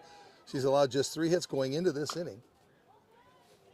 There's work happening right now in the Canadian bullpen since she gave out 2 hits to lead this inning off. And I'll tell you what, I wouldn't want to be the coach going on to try to wrestle the ball from her. You know she wants to hold that thing the rest of the game. She's a competitor for sure, and you know, at the first start of the series, I thought her stuff looked really good then too, and today a little bit better command, but it looks really good today. And you're right, you're gonna have to. I think you're gonna have to drag her off the field if you decide you're gonna take her out. You know, I say, give us a new ball. She's not giving us that one. And the defense wasn't strong behind her in that first game either. Made her throw a few more pitches than she should have had to. But it's pitching, it's defense, it's hitting, and so far today, Canada has been the beneficiary of all 3. We are errorless. The U.S. has made 2 errors today. Slider on the outside corner, and Lansdale could do nothing with that but foul it off. 3-2 count now. I think you make a good point, Tom, and taking, you know, the small victories away from this. We did kick it around a little bit in the first game, but you know, as each game goes on, a little tighter with the defense, and we all know that, you know, defense wins games, so very positive for us. Called strike 3 on Ashton Lansdale. Only batting .500, only had 4 triples and a double coming into this game. Chance to hit with a runner on third, and punched out by Ali Schroeder, the starting pitcher, who is in her mind anyway, glaring in the dugout and say, don't you think about starting the bullpen up on me. A single and a double to lead off for the Americans, followed by a ground out to second, moving the runner to third, because the Kelsey Whitmore, the one who singled the lead off, scored on the double by Jade Gortara, excuse me. And now comes to the plate, Nikki Eckert.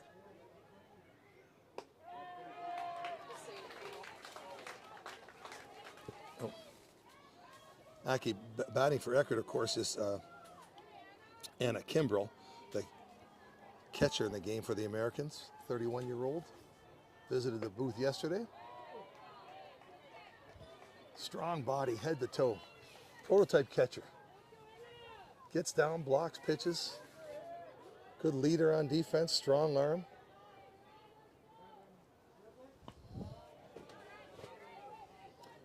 Gets herself into a hitter's count here, 3-1. We have 1 runner on. 1 has scored for the Americans. There are 2 out here in the top of the 6th inning. Canada ahead 8-1. The Americans have plated run for the first time this inning, and that's ball 4. Kimbrell walks, and that's going to bring up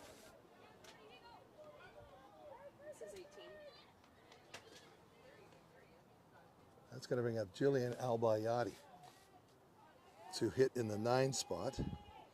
Is she replacing Centinelli then? Cementelli. Oh, Cementelli, yeah, okay.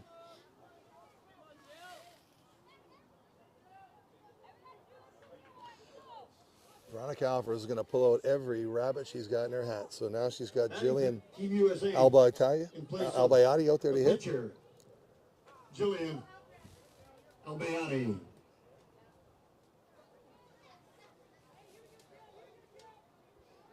Albayati has had some starts, and I think she's played in every game at one point. Now batting with first and third.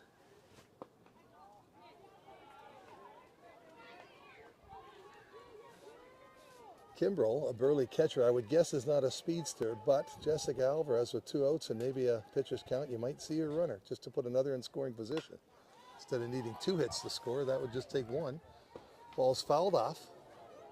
Schroeder gets ahead after walking the previous batter. Now it's 1-1 count.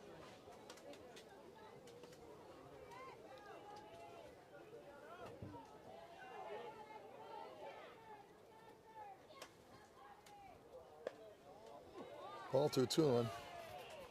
A pitcher named Joe Baver played in Calgary when I was the GM over there a few years ago. And the Pittsburgh Pirates, our affiliate, had a golden boy who was going to be their closer in the major leagues. And the message from the top was to close out every game possible without hurting his arm, just to get him used to that role.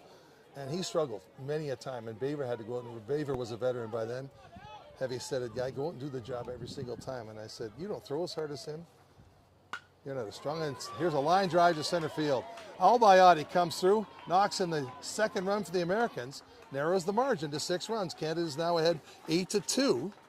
Runners on first and second. These 2 runners score, and that would halve the lead. Beautiful line drive to center field by Albayati.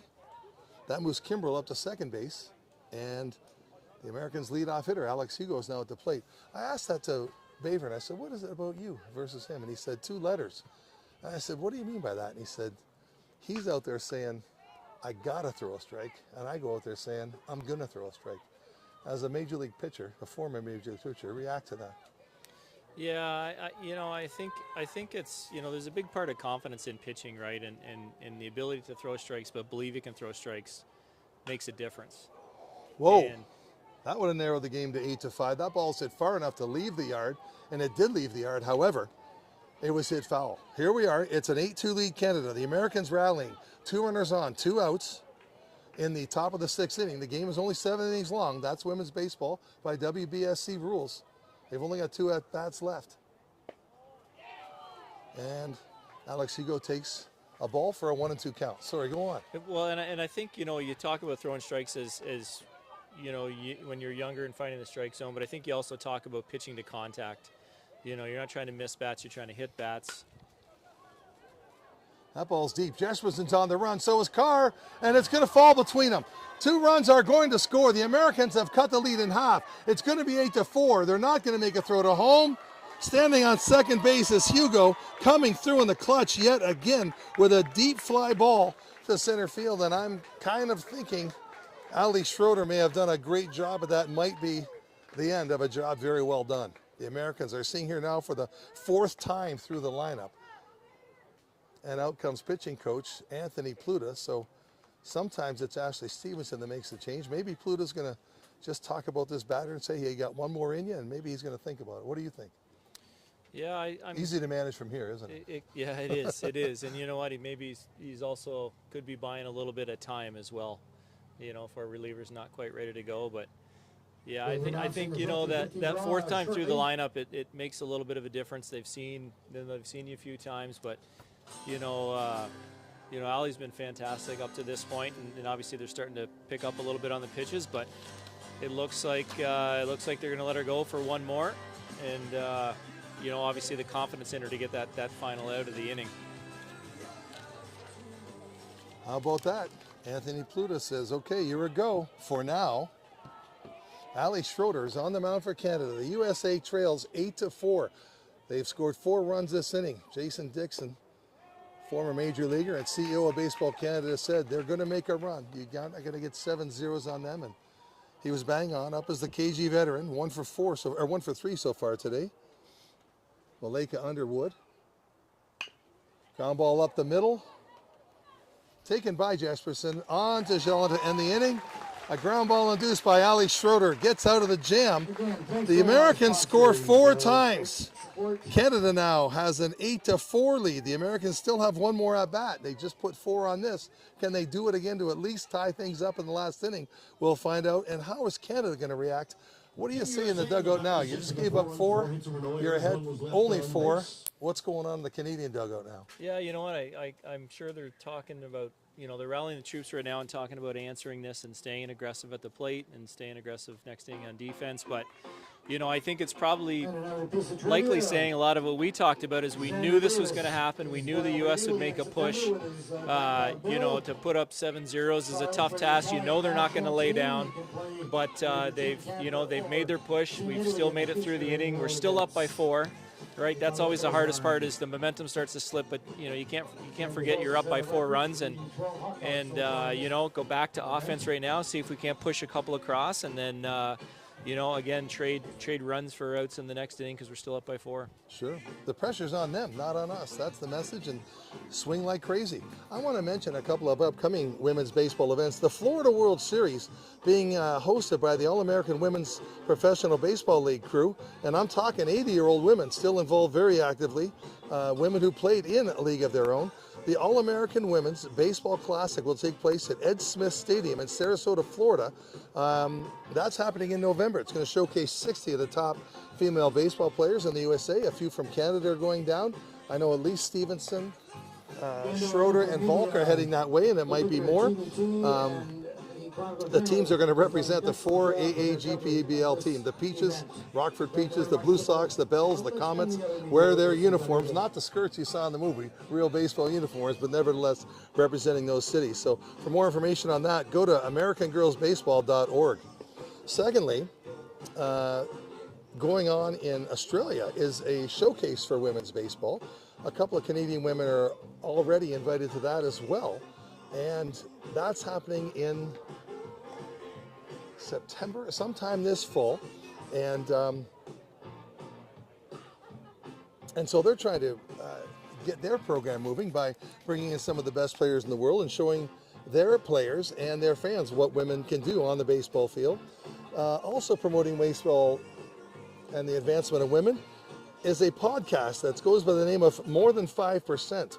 One of the 2 partners who deliver that awesome podcast, very entertaining, is here. That's Zoe Hicks on the Canadian roster. And her partner in crime is Carly Jackson from Nova Scotia. She's also a PIP. I had a chance to visit with her and in the Stonewall, Manitoba at the National Championships for Canadian senior women, and they're very interesting. And it's called More Than 5% because the studies show that less than 5% is how much news coverage on television, radio, TV is women's sports, and they wanted to get more than that. So they wanted to be more than 5%. They call it less than 5%. Either way, go and listen to those gals and you won't be able to stop, I promise you that.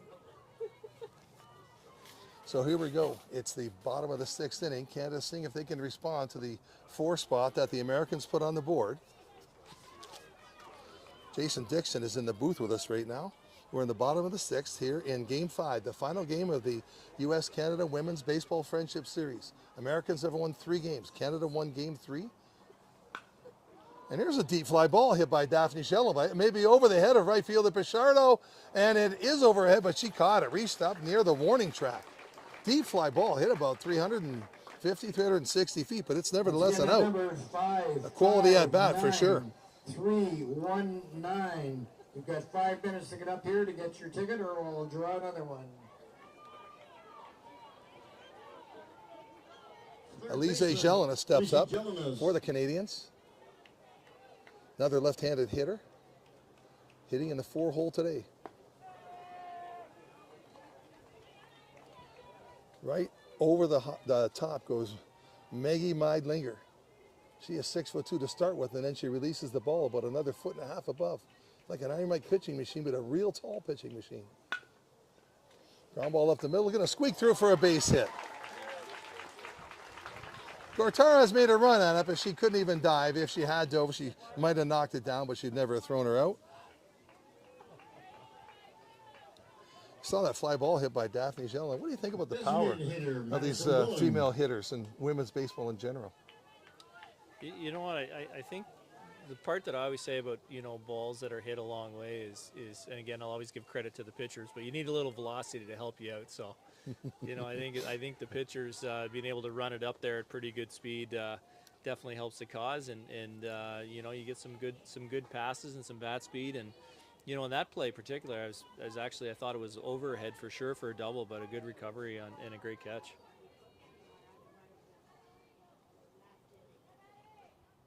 Today's winner of $677.50, Kim Travis.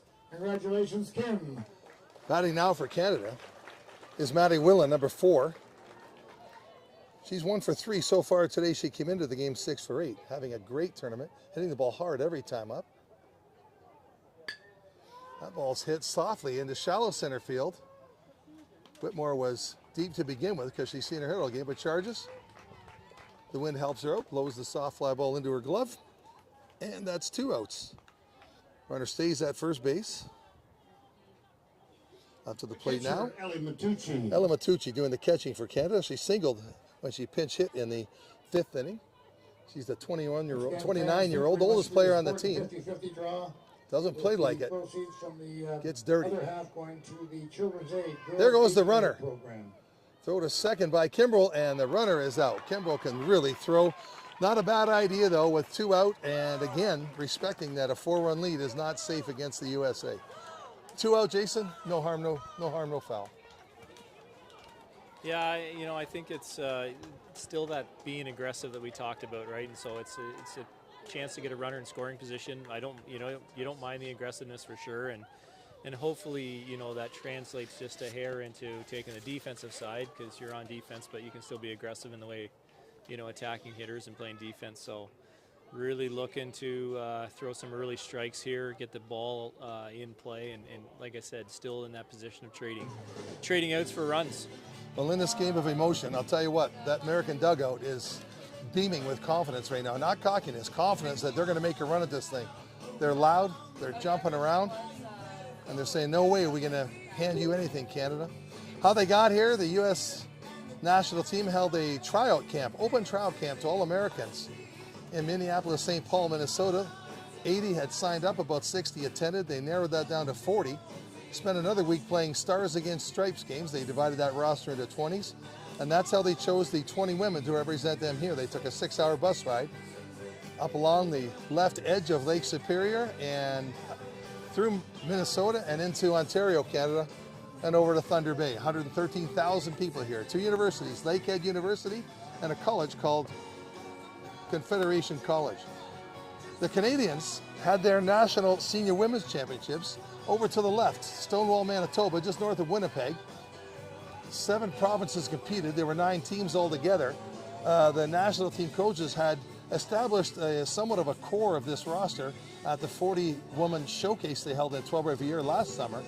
But nothing was iced until the end of that national championship. Are those players they thought were the best? Did they show the best at the national championship? Did they get hurt? Did they get COVID? So nothing could really be finalized until the end of that, just a week ago. And that's how 20 women had a longer bus ride than the ones from Minneapolis, because that one was 6 hours. The Canadians had to travel 8 hours from Winnipeg to get here. The history of these 2 teams, this is the 17th time we have played the Americans. Going into this game, Canada has won 6 times, and the Americans have won 10 times. Canada hoping to retain this lead. 3 outs to go, 4 runs for the Americans to get. They're probably going to take until they get a strike. That's what I would do if I was the manager. They're good enough to not strike out, so take until the umpire calls a strike.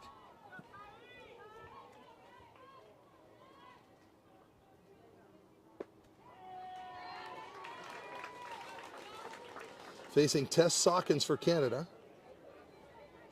The left-hander comes out with 2 big strikes, trying to close this out.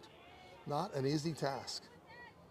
Wouldn't Canada love to finish this friendship series with a victory, a commanding victory, The USA can say, hey, we beat you 3 times, don't forget that. But Canada can say, well, we beat you the most recent time.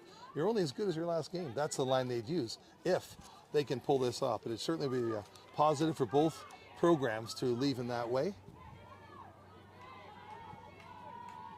Here comes the crafty lefty throwing cross body. It's a shallow fly ball to center. Carr's going to have to really move, and she's under it now. And the first out is in her glove.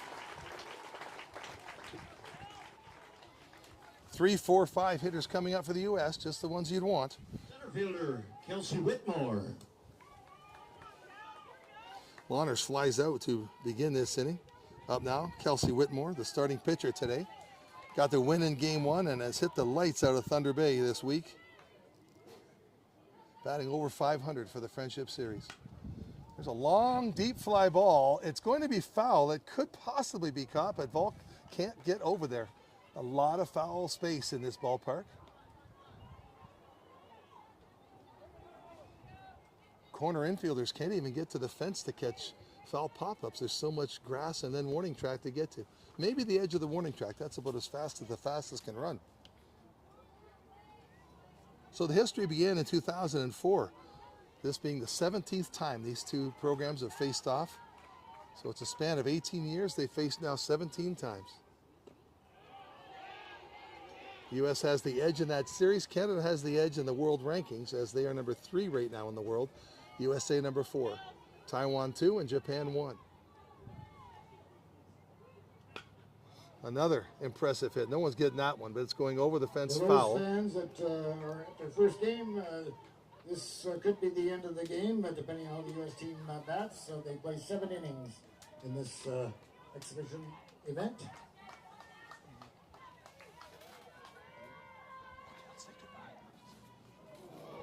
And a hit batsman. That hurts. With 1 out, the Americans have a free pass to first base, and she was ahead in the count, so it hurts extra much. The shortstop, Jade Gortaris.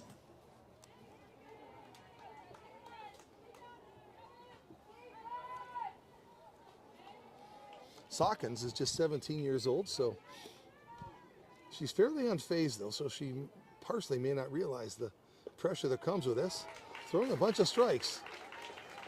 And throws a strike to begin the at-bat against Jade Gortaris, who doubled in her last at-bat. Deep line drive to right field. She hits the ball all over the park. Inside ball. Makes the count 1-1. Jason Dixon, we know you've got some duties when this game ends, and if it ends quickly, which Canada hopes it does, we'll let you get down the steps. We can't thank you enough for being here, bringing your knowledge about Baseball Canada and the programs here. Volk chases a fly ball to her right. It's caught, and Canada now has 2 outs. So, Jason, let's anticipate the best. We say thanks to you, a former major leaguer, giving us some insight from that viewpoint as well. Thanks very much. No, thanks, Tom, and obviously we're thankful to the host committee for putting this on for us, and just want to say thank you to you as well for being the voice for these last 5 games. It's definitely added to it, and it's good, and hopefully do this again soon. Maybe in Thunder Bay, you never know. Thanks, Jason. 2 outs. If you just happen to tune in, Canada leads 8-4. It's the top of the 7th. The Americans have come back. They were down 8-0, and they plated 4 runs in the 6th inning. The leadoff hitter here in the 7th flew out to center. The next one was hit by a pitch by Canadian pitcher Tess Hawkins, 17 years old, trying to close this out, kind of like Ali Schroeder did 4 years ago in the World Cup bronze medal extra inning game against the Americans. What a way to earn your stripes. Count is 1-2. Canada is 1 strike away from beating the USA for the 2nd time in this Friendship Series. Outside curveball makes the count 2-2. 2s across the board, 2 strikes, 2 balls, 2 outs. Canada leads 8-4. There's a runner on first base. That's Kelsey Whitmore. And she steals. That's Jade Gortaris stealing. Or was that Whitmore? No, that was Whitmore, yep. And you might think, hey, you're down 4, why are you taking a chance? Well, that takes away the force out at second base on a ground ball up the middle.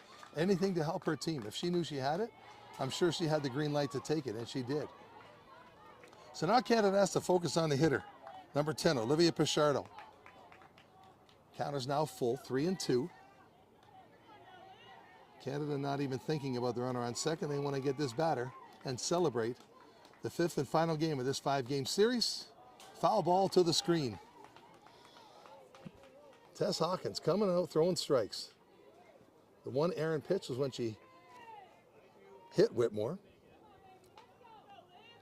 Maybe she realized with that full count that even though she had a pitcher's count, but she said, hey, you've been beating us up all week. I got to pay you back. I don't think so. Grounder to first base, that's going to be foul.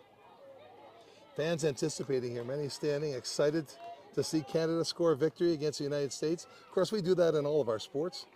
It's always such a thrill to play the USA, win or lose. It really sets the bar for your program when you play a team like this. This is a shallow pop-up. Will Volk have it? Will the shortstop have it? Volk's going to take it. The game is over, and Canada beats the United States soundly by a score of 8-4. It wasn't easy. It's never easy to beat them, but they did. What a way to end this 5-game friendship series. The Americans won 3 times, games 1, 2, and 4, but Canada beat the USA 10-8 in game 3, 8-4 today. Let's point at the starting pitcher of game 1 and also the starting pitcher today, Schroeder, for throwing 5 outstanding innings. Coming out of the bullpen was Tess Hawkins, a 17-year-old who first time debut for Team Canada in this friendship series, closing it out. Fly ball to Mia Volk to end it. And you know what? Both teams got long bus rides and a lot of airplanes in front of them. And what a nice way to lead. The Americans can say it wasn't a best of 5, but they can say, hey, we beat them 3 times, and they're ranked ahead of us. They're number 3 and we're number 4. And Canada can say, hey, we took 2 of the last 3, including the one that we're walking away with. So it just seems kind of fair in that regard. The fans giving the teams a ton of support. And you've given us support all week. Hundreds of people have tuned into this stream. We appreciate Baseball Canada, their main sponsors, Major League Baseball, Sport Canada, the Toronto Blue Jays of Major League Baseball,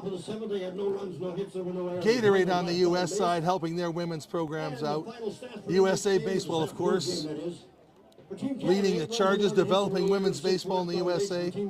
And by what we've just seen, things are looking real good in both countries as we go through the qualifying process for the next World Cup, which will be held in 2024. So this year, this will be it as far as formal games. And they will have qualifying matches last year for the Pan American continent and then try to qualify for the World Cup. That'll be in 2024. Boy, we're glad you joined us. Didn't you enjoy that? Aren't women's baseball players interesting and entertaining? And aren't they headed the right direction, both of these programs? Congratulations to them. Thanks to you for tuning in. Those of you abroad, those of you on Shaw Cable here in Thunder Bay. And we know Japan and Taiwan, the number 1 and 2 teams in the world, were tuning in. Hope you took a lot of notes, but don't think it's going to be easy beating us next time one of these 2 teams sees you across the field. This is Tommy V. Happy to be here all week. Thanks to Adam Morrison and all the help.